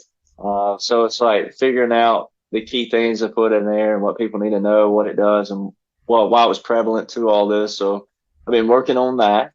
I also been working on music. So I've been doing that. I finally got to get back in the studio a couple weeks ago, and I'm like, man, I forgot I'm a singer. You know, and I can relate to I that. did. I was like, you know, I hit one bad note. And my producer's already on me, and I'm like, hey, I don't need any. Yeah, I get enough of that already. You know. It's a good feeling getting back in the studio. I'm doing that myself, and it's just, you know, I do want to. I mean, I know we want to cover a little bit about, you know. Oh, you said Gitmo. I forgot you said asking about Gitmo. I Gitmo. want you to be able to talk about, you know, some of your insight into the music industry. I think that's really important, and what goes on in that. So let's start with Gitmo first. I think, and then he has a few things as well. But by all, yeah. Well, I mean. You Gitmo, guys are, I consider you buddies, you know. Now, maybe not you, but my Mobile guy, hey, you want to go 3 hours? Let's go. Absolutely. Why not? Why not? Till we run out of things to talk about. Yeah, so Gitmo. So another thing happened. I got an email, and I think right now she might just want to be known as she, but it's a radio station, and a lot of people don't realize that radio stations, in order to be an emergency alert station, they have to pay their dues. It's just like called amateur radio. I mean, you can go look this up. There's a system out there, and you can actually, if you're a station out there, no matter how much your wattage is, if you want to be a part of it, you do have to pay dues to be a part of that. Now her station, and she's actually FEMA trained herself. It's a FCC regulated, and then also EAS. She pays her dues for the EAS. So this is why she really gets this opportunity from that standpoint. And then too, she was kind of like, well, she had been to Gitmo 20 years ago. And, so she just don't feel like the hassle anymore. Cause first off, you have to report to a base in Florida, and then you have to hop on an aircraft there and go over. Before all that, you have to book out a month, when you want to go down there. The other thing is it does cost to get there. And then also, there's only one phone service that works there, and that's T-Mobile. And so all that, everything has to be, it's such a preparation. So we're already doing that now, getting all that prepared, who the sponsor's going to be. Now I don't have a problem staying in the barracks. So you either got an option of staying in a barrack, or you have to pay for the hotel, the only hotel there. And then also, you know, getting equipment there, because I'm being hired on as a reporter for the radio station technically. And so getting equipment there for filming or recording, microphones, anybody, press conference, things of that nature. So it's that. And so we got to prepare for all that now. And then figured out, you know, what month are we going to go down. We know they start in June. I think we're probably going to go more like July or maybe early August. But for sure, more than likely July. And so, you know, it's just getting all that aligned. And then too, I had to renew my passport. So that was the other thing I had to make sure. I didn't want to, like, you know, put out there, oh, I'm for sure going, and then my passport not come in. But I expedited it. I got it fast forwarded. So I'm waiting on it, and they said it should be in any day now. But so, you know, it was making sure, you know, getting all the ducks in a row. But it's a full blown process. You have to go through the DOD. You get an itinerary from them, and then also I just got sent over the calendar. Even though the calendar's not reading, you know, who it's going to be and what you're going to see yet, because obviously that would be a leakage in a different way. You know, and they wouldn't allow us to see who it's going to be at the time. And then it's also wondering, you know, what all they're going to let us report down there. But, you know, I will be there reporting on behalf of the station. But like she said, it was an opportunity for me to get the information through her, because she is a FCC regulated and an EAS station. And so it benefits both of us. And then too, what I've been talking about the most. And so it's a great opportunity, and it's, you know, I don't know much else about, you know, like I said, what actual days I'll be there, what actually I can report back to, people. And then too, like the internet, you have to, you know, it's like certain internet service down there. So you have to pay for that weekly. So it's kind of like having sponsors, which we have a few sponsors already. But I mean, I think you'd stay obviously as long as you want to pay to stay and report. But other than that, I mean, she didn't really want to go, the wear and tear of the travel and, how you got to live down there, things of that nature. So it was a great opportunity. And I'm like, yeah, I'll go. Heck yeah, I'll do this. So, uh, and If then she said what really won her heart over is when I said the other day on the air, I said, yeah, I'm probably going to be the one that plays like Forrest Gump or plays dumb and I wander off and I see something I'm not supposed to see, you know, and they're like, hey, over here. And I'm like, hey, just like kind of like Gomer Pyle, just swap into my playing dumb voice. Like, it's like, well, golly, if I could pick a guy to go down there, it would be you. So I'm so excited excited for that. I'm really excited about this book too. This is exciting. But you mentioned leak. I just wanted to ask you. Recently, there was a young gentleman, 21, that was apprehended at his mother's house for leaking some pretty important information. And the only person I've seen really talk about the information rather than the criminality of it, Tucker Carlson did a good job, and he let everyone know that this was evidence that this is not a war between Ukraine and Russia. That's a proxy war. We're directly at war with the other giant nuclear power on Earth. It's very dangerous, and it was never approved by Congress, so it's entirely illegal, which I think is pretty much everybody's business if you're an American or otherwise. So what's your take on this and what happened and what this is going to mean here moving forward? Well, first off, that's what people have to understand. Like, we've all watched news for years, and it's like, okay, we're done with the propaganda, and people need to understand that this isn't just another TV show, another news outlet. Like, all this stuff is being cleaned out, right? So that's the first thing, and it is your taxpayer money. That's the other thing. It's like, no matter what we're doing, even what we're doing right now with the National Guard in the U.S., it's still your taxpayer money. And of course, maybe, like I said, I know Donald Trump with this defense budget and the NDAA, a lot of that came from other countries that he held accountable that haven't been held accountable for many years. But still, it's still your business, absolutely.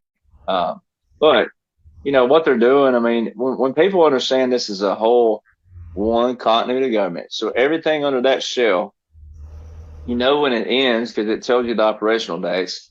When it began because it tells you the issue date. When you know everything that those key things show that you'll get the links to, when you get all those and you read all those, then you see the executive orders and the acts that were put into place by Donald Trump, the federal government, and you see all that.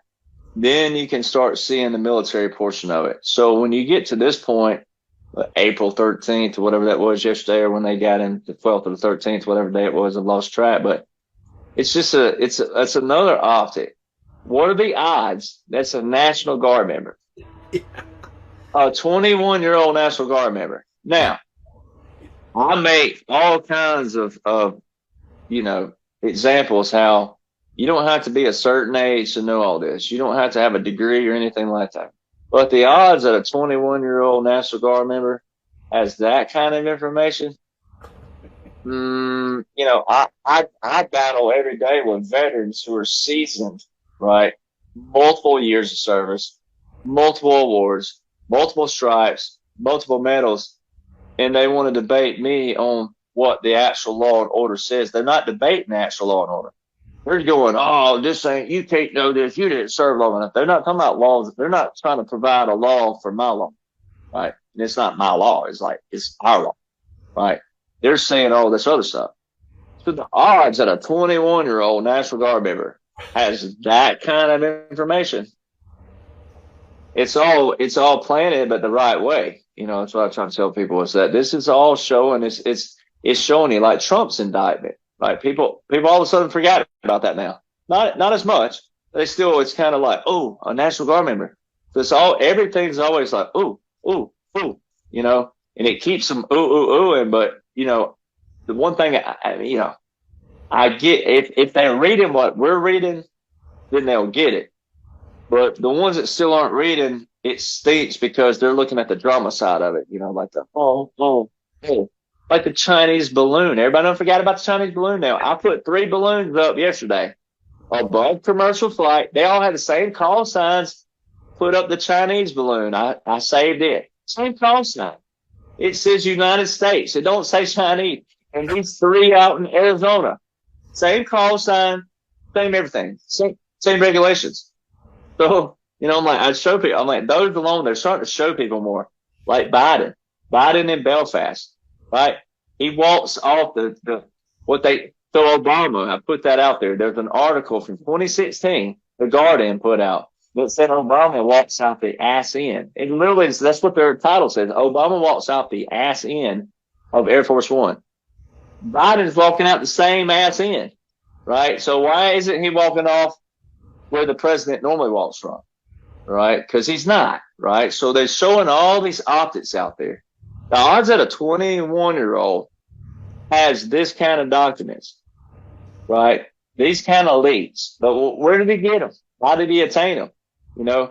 Everything I've shown people, it's already hard enough for them to understand. And they're .military and .government official sites, official government, official military. And they don't want to believe that. But they want to believe the 21-year-old from the National Guard has all this information. No, come on. So it's an optic in a different way. Because the Trump thing it opens up that can. If the president can be indicted for hush money, some kind of frivolous, crazy trial, right, or whatever. What about crimes against humanity? What about let's go back to 9/11. Let's talk about what happened on September the 10th, 2001. $2.3 trillion missing from the Pentagon. Let's go there. Everybody forgot about Donald Rumsfeld the next day. They forgot about the speech of the $2.3 trillion missing. Your taxpayer money missing. Where did it go? It's missing. Boom, next day. The whole world forgets about that. So let's talk about history. Let's talk about it. It's unfortunate. People should be mad. People should get angry. 3,000 Americans lost their lives on the hands of their own people. Not terrorists. Wasn't no terrorists. That building didn't get hit by an aircraft. It blew up all the way down, demolition style, straight down. So let's go there. So we're 20 years past it now. We should be able to talk about that. So, we can go funny, then we can go serious. But a 21-year-old, what are the odds that he knows all the military laws and orders? He might can. I hope he does, because he's a National Guard member. I would hope so. That's what I want all military personnel to know. I think all military personnel should be tested on that now. The Constitution, our military foundation. They gave us a piece of paper at basic training that just showed who the president was, when the Army was founded.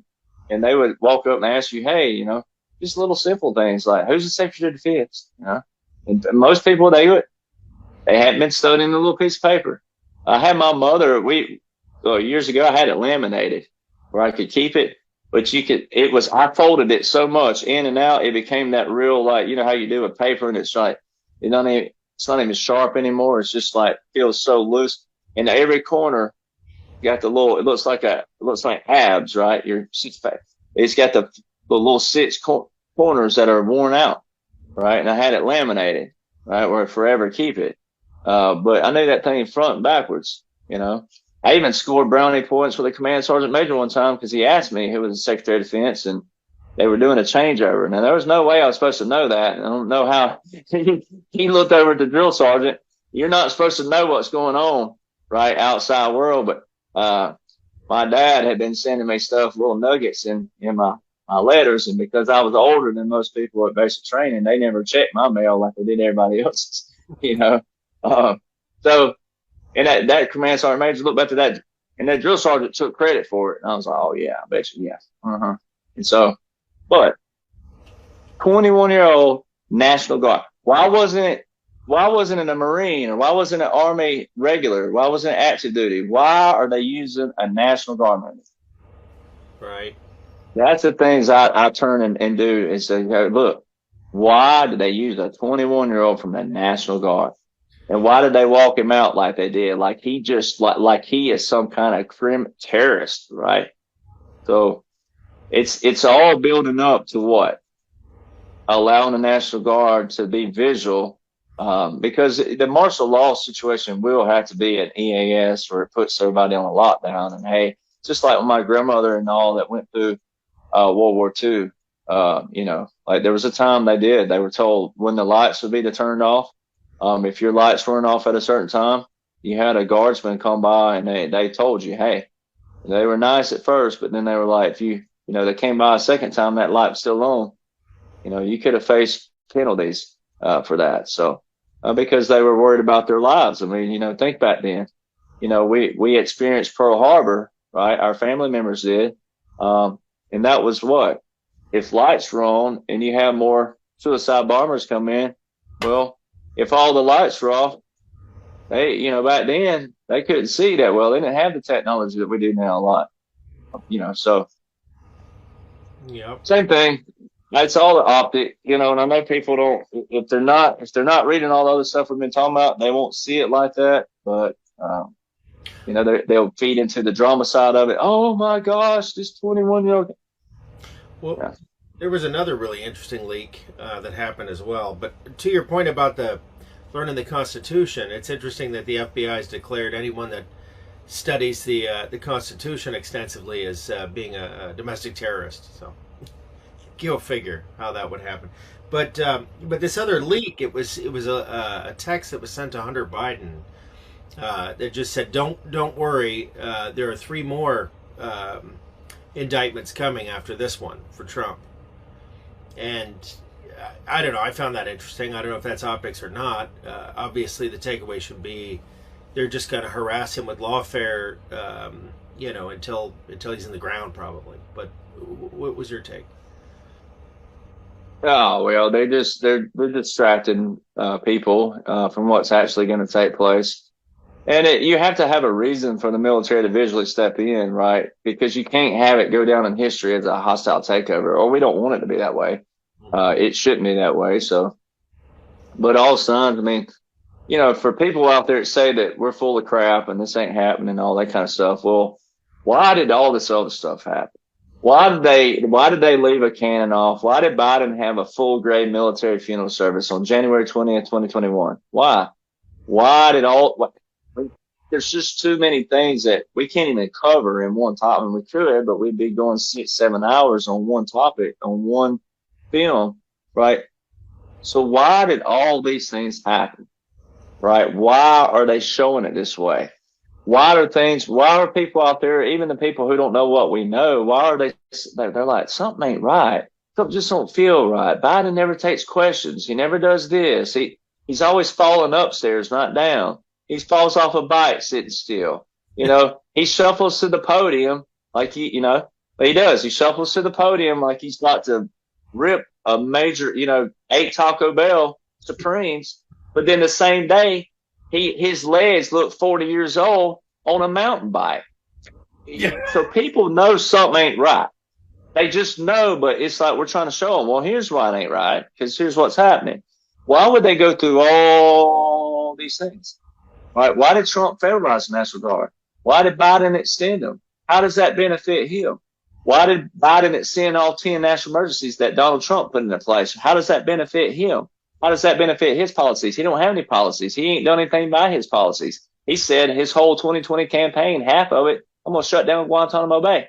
Well, if he has he's president, he has the same powers as every other president, whether you like him, love him, hate him, or loathe him. It doesn't matter. He'd have the same powers. How come he hasn't revoked Trump's executive order 13823? I mean, there's so much stuff you can there's 2 words he's never said out of his mouth, Space Force. We have military personnel out there, not many, but we have a few out there telling people that Biden supports the Space Force simply because he signed the National Defense Authorization Act. That is a continuity of government because the NDAA is the defense budget overall. That's not the Space Force budget. That's the whole defense budget. That's a continuity of government. And the continuity of governments are clearly on .gov sites, and they're clearly January 2017, June 2017, February 2018, January 2021, July 2021. They're clearly still writing them up and issuing them. So you can't argue that. That's .gov sites, FEMA.gov, GPO. So how do we have a few soldiers out there And what are they doing in uniform on air anyway?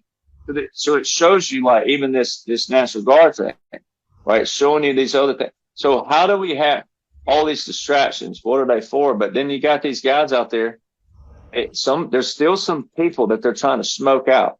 They're trying to smoke out some of these low level rats that were going to rise up, because eventually, you can take out all your high risers, right? George Soros or whoever you think is bad, George Soros, Hillary Clinton. You can take them out, but in 10 years, the way the world is now, we'd be right back where we were. So we're taking out all these people who work for them. They're smoking out all the lower level rats as they can and exposing them. So here we have some military personnel out there claiming that Biden supports the Space Force because he signed something that would be labeled under, and it's labeled under, a continuity of government, because that's what the government does. They pass a defense budget, right? Because we have to have defense, we have to have military. That's what helps our government. That's what, when the federal government's not in control, there's only one that can do. It's the military. All right. So continuity of government means that, okay, they're under continuity of government, they're under control. Well, who are they under control by? Well, the federal government ain't in control. It's the military. So you have a personnel out there saying that the Space Force is, that Biden supports the Space Force because he signed the NDAA. There's two words that Biden's never said out of his mouth. Never. Space Force. And that's because that's Donald Trump's baby. He established that December 20th, 2019. And the Army and the Navy transferred all communications in August 2022, just this past August, and in December 2022, transferred all communications to the Space Force to be under one command. And the spaceforce.mil site specifically shows that on the article when you Google that. It says under one command. Well, who's the one command? If Biden has never said the words Space Force on the sixth branch of the military, all right, whether people think he's real or not, that's not how the military works. That's not how the commander in chief, that's not his relationship with the military. All right. So there's that. And then his press secretary, right?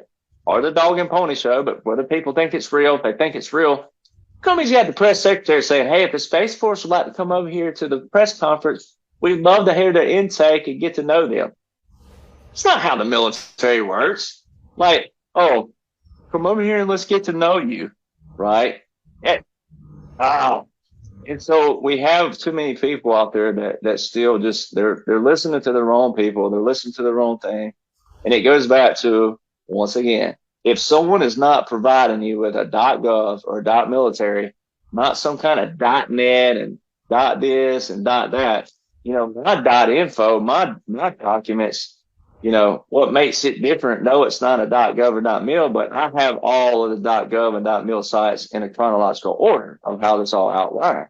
So there's a big difference in that. It'd be different if I was trying to, have all that and then right in the middle of it, hey, here's my new album, but, come by that, hey, I got this cool guitar collection over here or whatever it is, but not that that's bad. But still, that's what separates them. So, it's all those things. It's just all right there. This Trump indictment stuff is another step. Once again, if they're going to investigate me, they're going to investigate every president before me. Yeah. Well, the whole raid on Mar-a-Lago, right? There's full factual evidence that Trump exerted executive privilege. The mainstream media covered it. The mainstream media talked about it, even though they're under control, but they talked about it. Executive privilege. That's two words that define what it means without saying any more. It's right. The privilege of the executive branch, right? To exert executive privilege. Then Trump talks about it. He said it the other night in his speech at Mar-a-Lago. He said, hey, I fall under the Presidential Records Act. There's all these things. Obama put that into place, the Presidential Records Act. Then you had the Presidential Records Act of 1973 or 78, somewhere. I have to go back. I'm normally good with all that, but so it's like, but there's multiple things that the president falls under. NARA. Guess what's listed in the federal continuity directives? NARA. Trump's been calling out NARA hasn't been doing their job. NARA hasn't been doing their job. NARA. So you have all these entities out there that Trump's been calling out And the National Archives is what that is. So it's like when you take that into consideration, all these speeches he's been saying, and he tells, hey, I fall under this. These documents, I didn't make these documents to where you can't be. Obama did, and back, all the way back. It wasn't him who did it. None of his laws did that, right? So the raid on Mar-a-Lago, they just leaked that out. They just proved that Biden, they did some part. Biden called that, right? So they're setting these scenes up. The people are seeing two different stories right now. So they're setting this scene up because there's only one way the military is going to be able to step in. It's when people are fed up, absolutely fed up, and they see something that absolutely just purifies them to where they want the military to step in, right? And how that's going to look, don't know. Will it be some kind of scare event? Well, the continuity directives outlined it probably is. And then it's going to allow the military to come in and sweep in and decimate street crime, as Trump said. There's a lot of stuff they're going to do with it while they're doing it. But so executive privilege. There's another thing. If Biden was president, all he had to do is say, hey, my boy Obama passed this, and how come he hasn't exerted executive? How come they're showing all the documents being the Corvette? Or Chevy's proud right now. The Corvette, they got major exposure again. Hey, we got a new Corvette out. Biden's Corvette brought Corvette back out, right? That's free advertisement for Corvette, right? They're happy. But how come he hasn't exerted executive privilege? If he's president, he could do that. He could say, hey, you can't touch these documents. Corvette, whatever, Chevelle, whatever it is, Pinto, whatever. No, you can't touch it, right? How come he hadn't done that? So how come people don't even understand that one little principle? And they've shown that right in front of everybody. Trump did it. He used it. It's right in front of everybody. White flag of truce. There's a law war manual. Trump he said it in August and November. He said, remember Angela Merkel? No one's remembering her right now. Even those champagne drinkers down there, they weren't even yelling even down there at Mar-a-Lago. No offense to them, but still, no one was like going, oh yeah. He just brings up Angela Merkel, right? He's like, I gave her a white flag of surrender, right? So when you go look that up, you go Google that. The Nord Stream 2 is what he's talking about, right? She took that deal in July 2021. So when did he give her the white flag of surrender? Well, possibly in that time period, but if he did, that means it was after what people thought of his presidency, right? But that's when she took the deal. So that's when the articles make it sound like that's when he told her, that here, I'm giving you a white flag of surrender. Well, go look up the Law of War Manual, chapter 12.4, white flag of truce. There it is. It's all right there. So there's so much stuff they've shown people every day, and all of it has something that is a reference, right? So it's like you see lawyers no one likes going to the law office, but they have all these books always behind them. You think they know every single word for word in there? No. They go back over there and they pull one out and they reference something, and they try to find a law that looks like similar to what you're going through, and they reference that, right? So that's why I try to tell people. So either lawyers use the brain through law school or they cheated. Which one was it? The only thing that separates you and I from a law degree is that piece of paper itself. Because all lawyers either cheated or used their brain, or either they used their brain and cheated and got, slid through. But I tell people all the time, this is our law degree. You don't have to be a lawyer to know all this stuff. You just have to be willing to read and understand what it means. Well, I love it. I love, it's really a blessing that you're not in the military anymore, so that you can share this stuff with us. And, it is interesting to see that the seed that Trump has planted by being indicted, I have family members and friends, and they're so excited about the indictment. It's like, don't you guys see that now this puts a seed in the subconsciousness or conscious, whatever, of humanity? Did you see the meme? Did you see the meme that they put up? Someone put it up on the show where Bill Clinton was going, Yeah. Come on. Exactly. Right? Like, oh man, dang, I could have, Yeah. So yeah, what people got to understand is like, it does two things. For all the past presidents, they're going to be like, Yep. oh, like, Yeah. he's getting indicted for hush money, right? And we did all these dirty things, right? But then for future presidents, they're going to they're going to walk the line, right? Because now the clean out process is going to make every president after that the public's going to know, right? They're going to know. So, because they're going to expose this to the public, and the public will once again know after all this stuff's unveiled, child trafficking, human trafficking, sex trafficking, all of it, drug.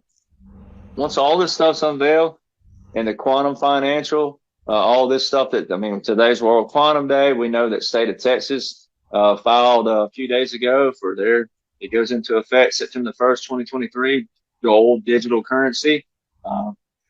All this stuff, when it's all outlined, when it's all unveiled, people are going to know. So the future president, Yep. Congress, everybody, they're going to have to walk a different line. And when people know their power again, when Trump says we're going to give the power back to the people, what he's saying is that people are going to know by the time we get through this. Don't yell at Derek Johnson for telling him what the laws and orders say. You're going to know who your three branches of government are, and you're going to know that your congressman works for you. And if your congressman don't want to be in that spot and take your questions and take your voice and take your concerns, they probably need to be out of office. So what do? You don't vote for him anymore. You tell them that, hey, you just lost my vote. Pretty simple. I've done that to them. Did it matter? Not at the time, because not enough people knew what they were doing. But, they will now, is what's going to happen. They are going to know that. That's what's so beautiful about this. Yeah, I know people have been frustrated with how long it takes, and I know we've all been guilty of feeling like just around the corner. But I do understand it a lot more now, and I know we're at about 2 hours, and we've done some great interviews that are that length. But I do want to ask your insight, and Scott's probably not done either with some questions, but but your insight into give people some insight into the entertainment world. What a lot of the people have done to get the success they've gotten that you've been privy to. If you can say that, if you care to say some of that, I think the viewers would love to get the entertainment component of your background exposed as well. Well, it goes back to government doesn't run government, systems don't run systems, people do. And so when you look at the course of history, right? Like we were saying a while ago, it was only 2.7 million people back during the revolutionary time period, and so as you move forward and population grew, well, when you look at the timeline of music, right, you look at when things were established, right? Billboard, the chart, it's always been the Billboard chart. People scored the biggest hits on. It's the Billboard chart. And then you had obviously charts under it that triculate, let's say it goes down. But it's the Billboard chart. Everybody needs to hit, wants to hit. That's the one that's the most awesome, and then you have a few different Billboard charts because of genres out there.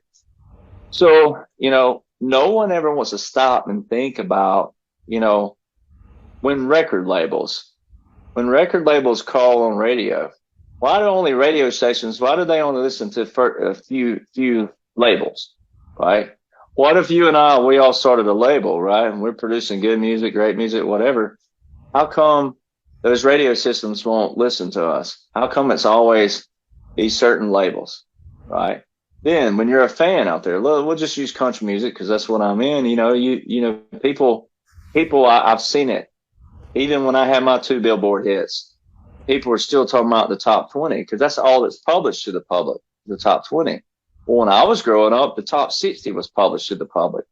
How come they stopped showing all the top 60, right? So it became more and more and more on the inside.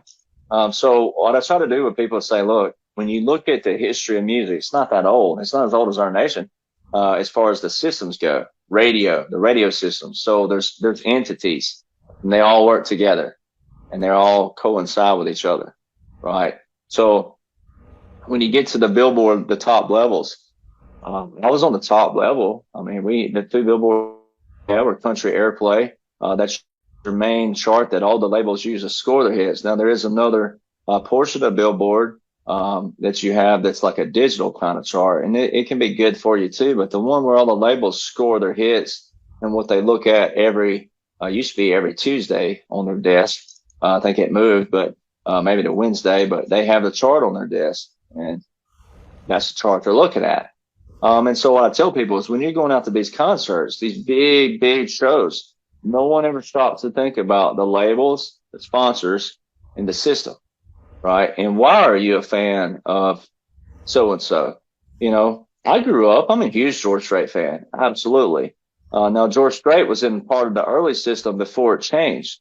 1990s where it changed, the Billboard Country Airplay.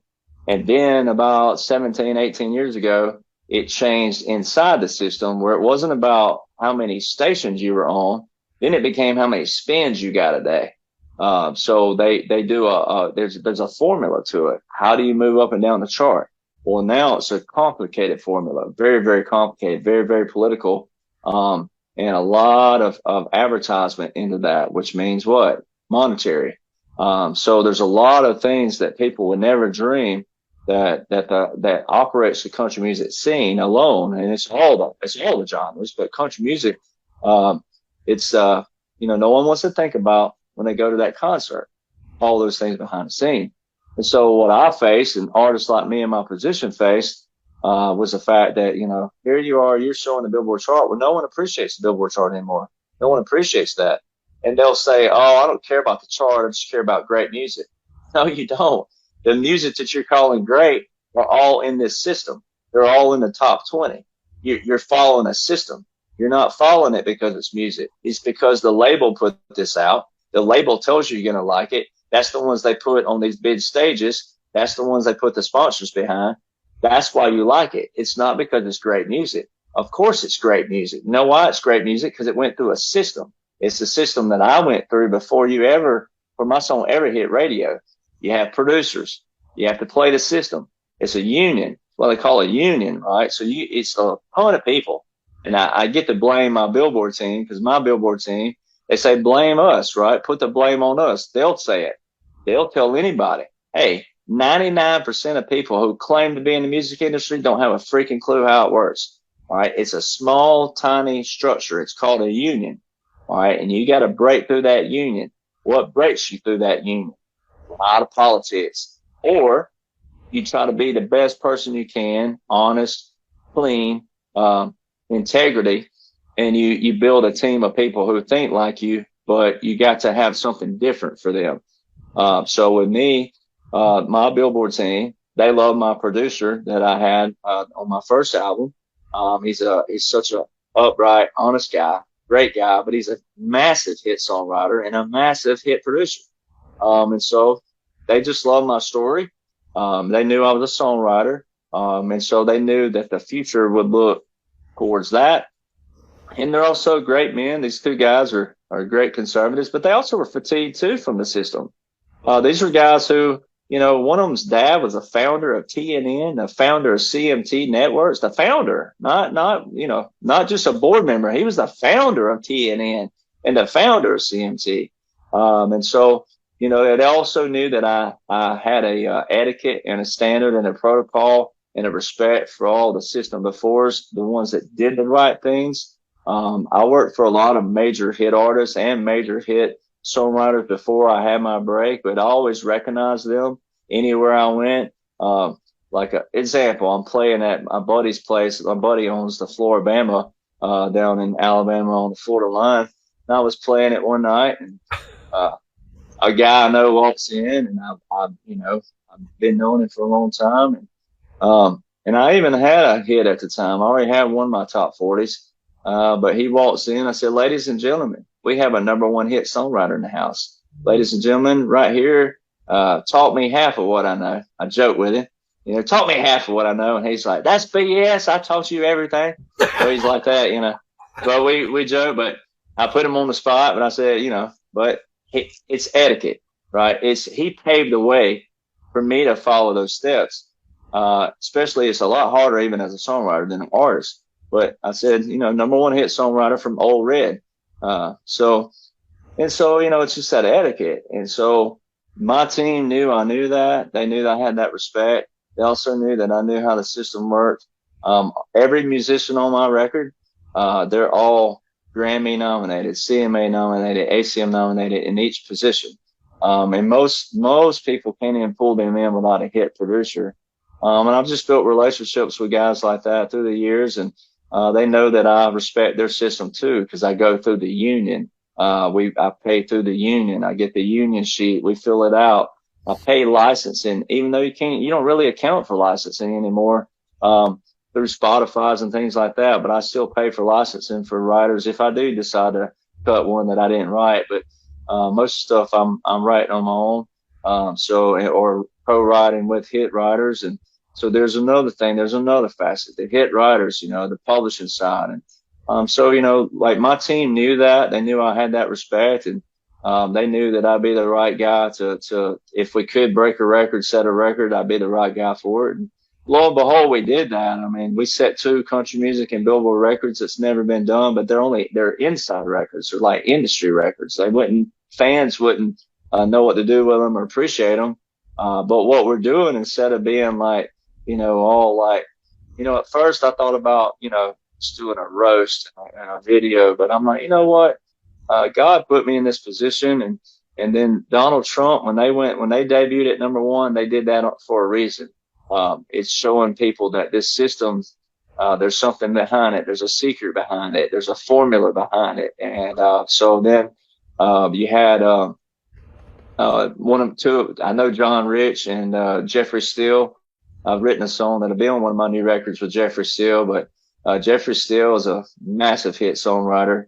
And of course, everybody knows, John Rich, Big and Rich, but they debuted at number 1 not long ago with a song on the digital portion. And, like they said, we didn't even get oh, we hate your song, but, congrats, but they didn't even get a joke like that. But debuting at number 1, is exposing in a different way. But it's like they said, they have hits. So what I did, because I'm in the top 40 and they only publish the top 20, if they complained about it or exposed or did whatever, and they already have all these hits, massive number 1s, it wouldn't be as, big. But with me, I'm in the top 40, right? And the labels kind of expect you to be at the top 40, even as a debut artist. But they didn't realize what we did and how we got there. And that's the thing. I won't talk about it right now, but what it is a formula. And we hold that formula. And what I've been doing, instead of like getting out there and doing a tear down video, what I've done is I go to, I tell all artists, male, female, whatever, like, hey, we got the formula. I'll write and produce your record for you. And it's not, I went to an artist in Texas. This guy, he had a great voice, and we happened to be, all my team was there. This was 2 weeks ago. And I said, hey, tell me what you've been quoted before, $40,000-$50,000 for a producer to produce it. And I'm like, dude, I can get you in and out of the studio for $4,000, with all big hit, all the big hit musicians on the record in every position, so it's like, that's what we're doing is, trying to just reset the system. And I tell people, it's not the infrastructure, it's the people, it's the people who got into politics of it. And, the labels, they shouldn't have messed with me, in a different way. The problem I had with the record labels was this: I played by the system, etiquette, standard, protocol. They knew all the people I worked for. They knew all my team members. They know all that. And they sat there and still talked to me as if I just moved to Nashville the week before. Like, what are your revenues and streams? And I'm like, look, you got a team of interns on the hallway from Belmont University, right? That they won't even have a job in this when they get done with it, because there's no jobs available in this stuff. It's all independent contract work, basically. It's all a dream. It's all what you make of it, right? And you pray you're that one that trickles through, right? But you got these interns. What are they doing? They're doing all your team. You're doing all your artists' social media. They're doing all that for them, and you're sitting asking me what my numbers look like. I said, what if I'm the one? I said, I'm on your Billboard chart. I'm on your chart. It ain't my chart. It's the top chart in country music. I'm on your chart, the one you look at every week. So I said, what happens if I fall through the crack? What happens if those numbers do blow up? What are you going to do then? What happens if I do have 800,000 people follow me that are influencers, that are like, we're tired of corporations. We're tired of corruption. We're tired of control. What happens if that happens? Now, naturally, they're going to play the hand that they know they've had all these years because they're a monopoly. They've been a monopoly for 80 years. So naturally, the numbers have never been there for an artist to fall through the crack. But it's like I told them, you know, the average 80-year-old to have a royal flush is 1 in 679,750 hands. Well, what if it happens? What if I'm holding that royal flush? I'm not going to show you all the cards right now because if I'm holding a royal flush, the bad thing about holding a royal flush is you want that person to call you. And then you want them to put in most of their pot or all their pot, right? You could hold a royal flush and they not even call, and you just have to throw that hand away, right? You just have the greatest hand in poker that takes almost 680,000 hands on an 80-year lifespan, right? So I didn't show all my cards. And so what we've been doing is just building up a team and getting sponsors that want to be involved in that. And then saying, hey, this is how the formula works and this is how we can overtake this. And, it's just resetting the system in a different way. It's no different than what everybody's doing on the levels they're doing with the government in a bigger facet. But music's doing that. And that's what, when Trump and, what was it, the J6 Orchestra or whatever they call themselves, they debuted at #1. Yeah. They were showing you part of what I'm talking about, right? Because they didn't have to work their way down. Now, we had to work our way into the top 40, but it's how we did it. And, it's a secret like that. But instead of getting out there and tearing it down, I'll expose it one by one. But what we're trying to do is just get artists that want to be involved in that. And it truly is. It's a simple process. And we write every day. That's what I'm in Nashville for right now. We're writing when I'm out, not on podcasts. We're writing and doing things like that. I'm writing for 2 or 3 different artists at the time and writing for myself. And so, it's like the fans need to be back in appreciative mode. I think they should want to understand that. I think they should want to, like when I was a kid, George Strait, right? He's like, I'm a cowboy, right? And here I'm this little cowboy and I'm looking up to him, but he also lived a life. He also lived, he lived a good life. He was never in the public limelight in the wrong ways. He was a great role model. His music was great. It's timeless. Every song that George Strait puts out, it can fit a 95-year-old. It can fit a 21-year-old. So when you think of those things, fans, I studied the artists back then. You had the chart. They would put in their stories, their biographies. Now people don't even read your bios anymore. If they do, they try to find something negative about you. It's never positive, right? So it's always that. But I think people should have that appreciation again for music and the stories and how did that artist get there, and how did you write this song? Now, if we went by Hank Williams' standard, Hank Williams said if he didn't believe you were a true artist if you didn't write all your music. Now, I don't know about that. That would knock out George Strait for about 30 years. But I write all mine now. I mean, everything I've written in the last probably 3 years or 4 years is all mine. And I had to come out the gate swinging hard on the first album. Plus, I had a hit producer behind it. So we had to come out with big mega hit writers because of that union standard again and the name powers. But that's how you break through it. I tell people all the time, I'm not knocking artists out there. Sure, there's some stuff that does, gets produced and that didn't have any big name on it. That's great, but the odds of that happening are still slim because of the systems that you're battling out there. So what I tell people, in order to beat the system, you got to replicate it. Well, the only way to replicate it is to have someone that knows how to replicate it. Because a lot of these guys just won't go in the room with anybody. So, and my guys know what I'm doing. It's not like it's secretive. They know that these are musicians, but they know that I'm doing it by the right way of trying to reset the system.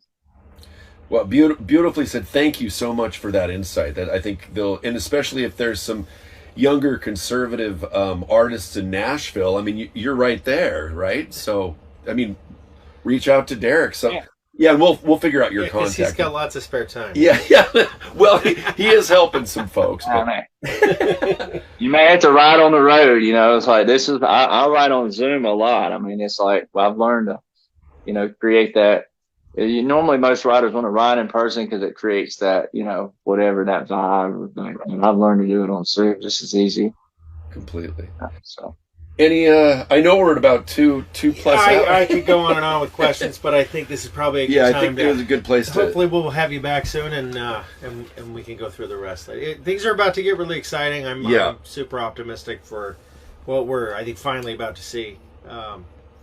You know, all the indications are that it's you know, we're coming up on something big. Yeah.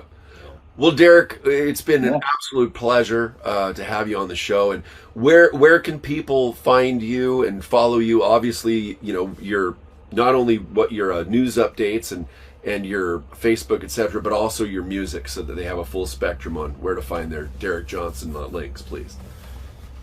Yeah, so it's most all my links can be found obviously on thedocuments.info. So it's a lot easier to go there because there's so many copycats out there now. There's copycat, and we got even a copycat on Facebook now. It's just, it's copied. It's the same name, everything. And so anyway, there's a lot of copycats. There's people on Telegram selling gold under my name, all kinds of stuff.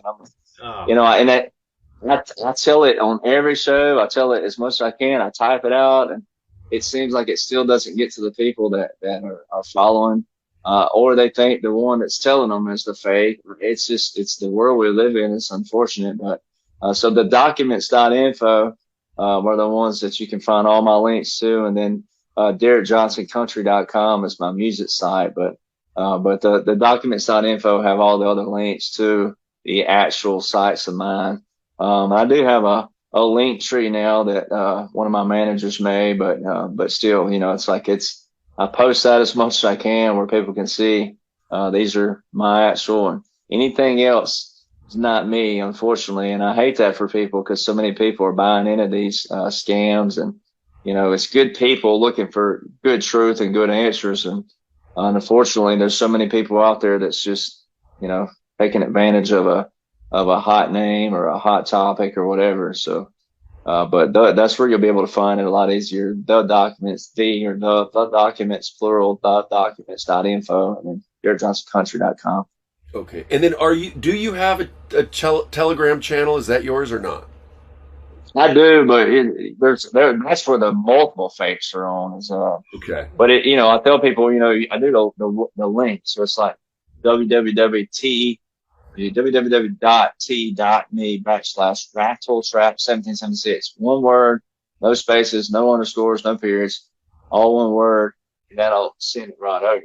But, you know, but if you're on the app itself and you look in Rattletrap1776, obviously the one that pops up the most is the one that has the most numbers. That's me. It's 134,000, but there's a lot of others that you can look at like you can have the same username, but not the same link. So right. A lot of what they're doing is using the same username and tricking people that way, or using my name. But the only thing I use my name under is True Social, is at Derek Jonhson. That's the only thing I have, but it don't have a number behind it. It's just, but that's the only thing that I have that has my name on it. The rest are either Rattletrap 1776 or the 1776 Nation on Facebook. 1776 Nation Original. We wouldn't change the name just because we're not going to fight people. It's not about that. So, but other than that, you know, yeah, there's a lot of fakes out there. I think Telegram was at one count was like over 100 fakes. Wow. And you can't combat it. I mean, you know, I go on there and report, you know, this person's faking me, but you know. See our interviews in some pretty odd places that we didn't put them, but exactly. Usually, yeah. But we'll make sure we direct folks to your actual the documents site. Yeah. That way they can go straight to your site. So, and I have all my links there, so it's a lot easier. Perfect. All right, well, hang out after. Thank you everybody for watching this. Hopefully you learned at least something amazing, if not more than one thing that's amazing. So, Derek, what a treat to have you in this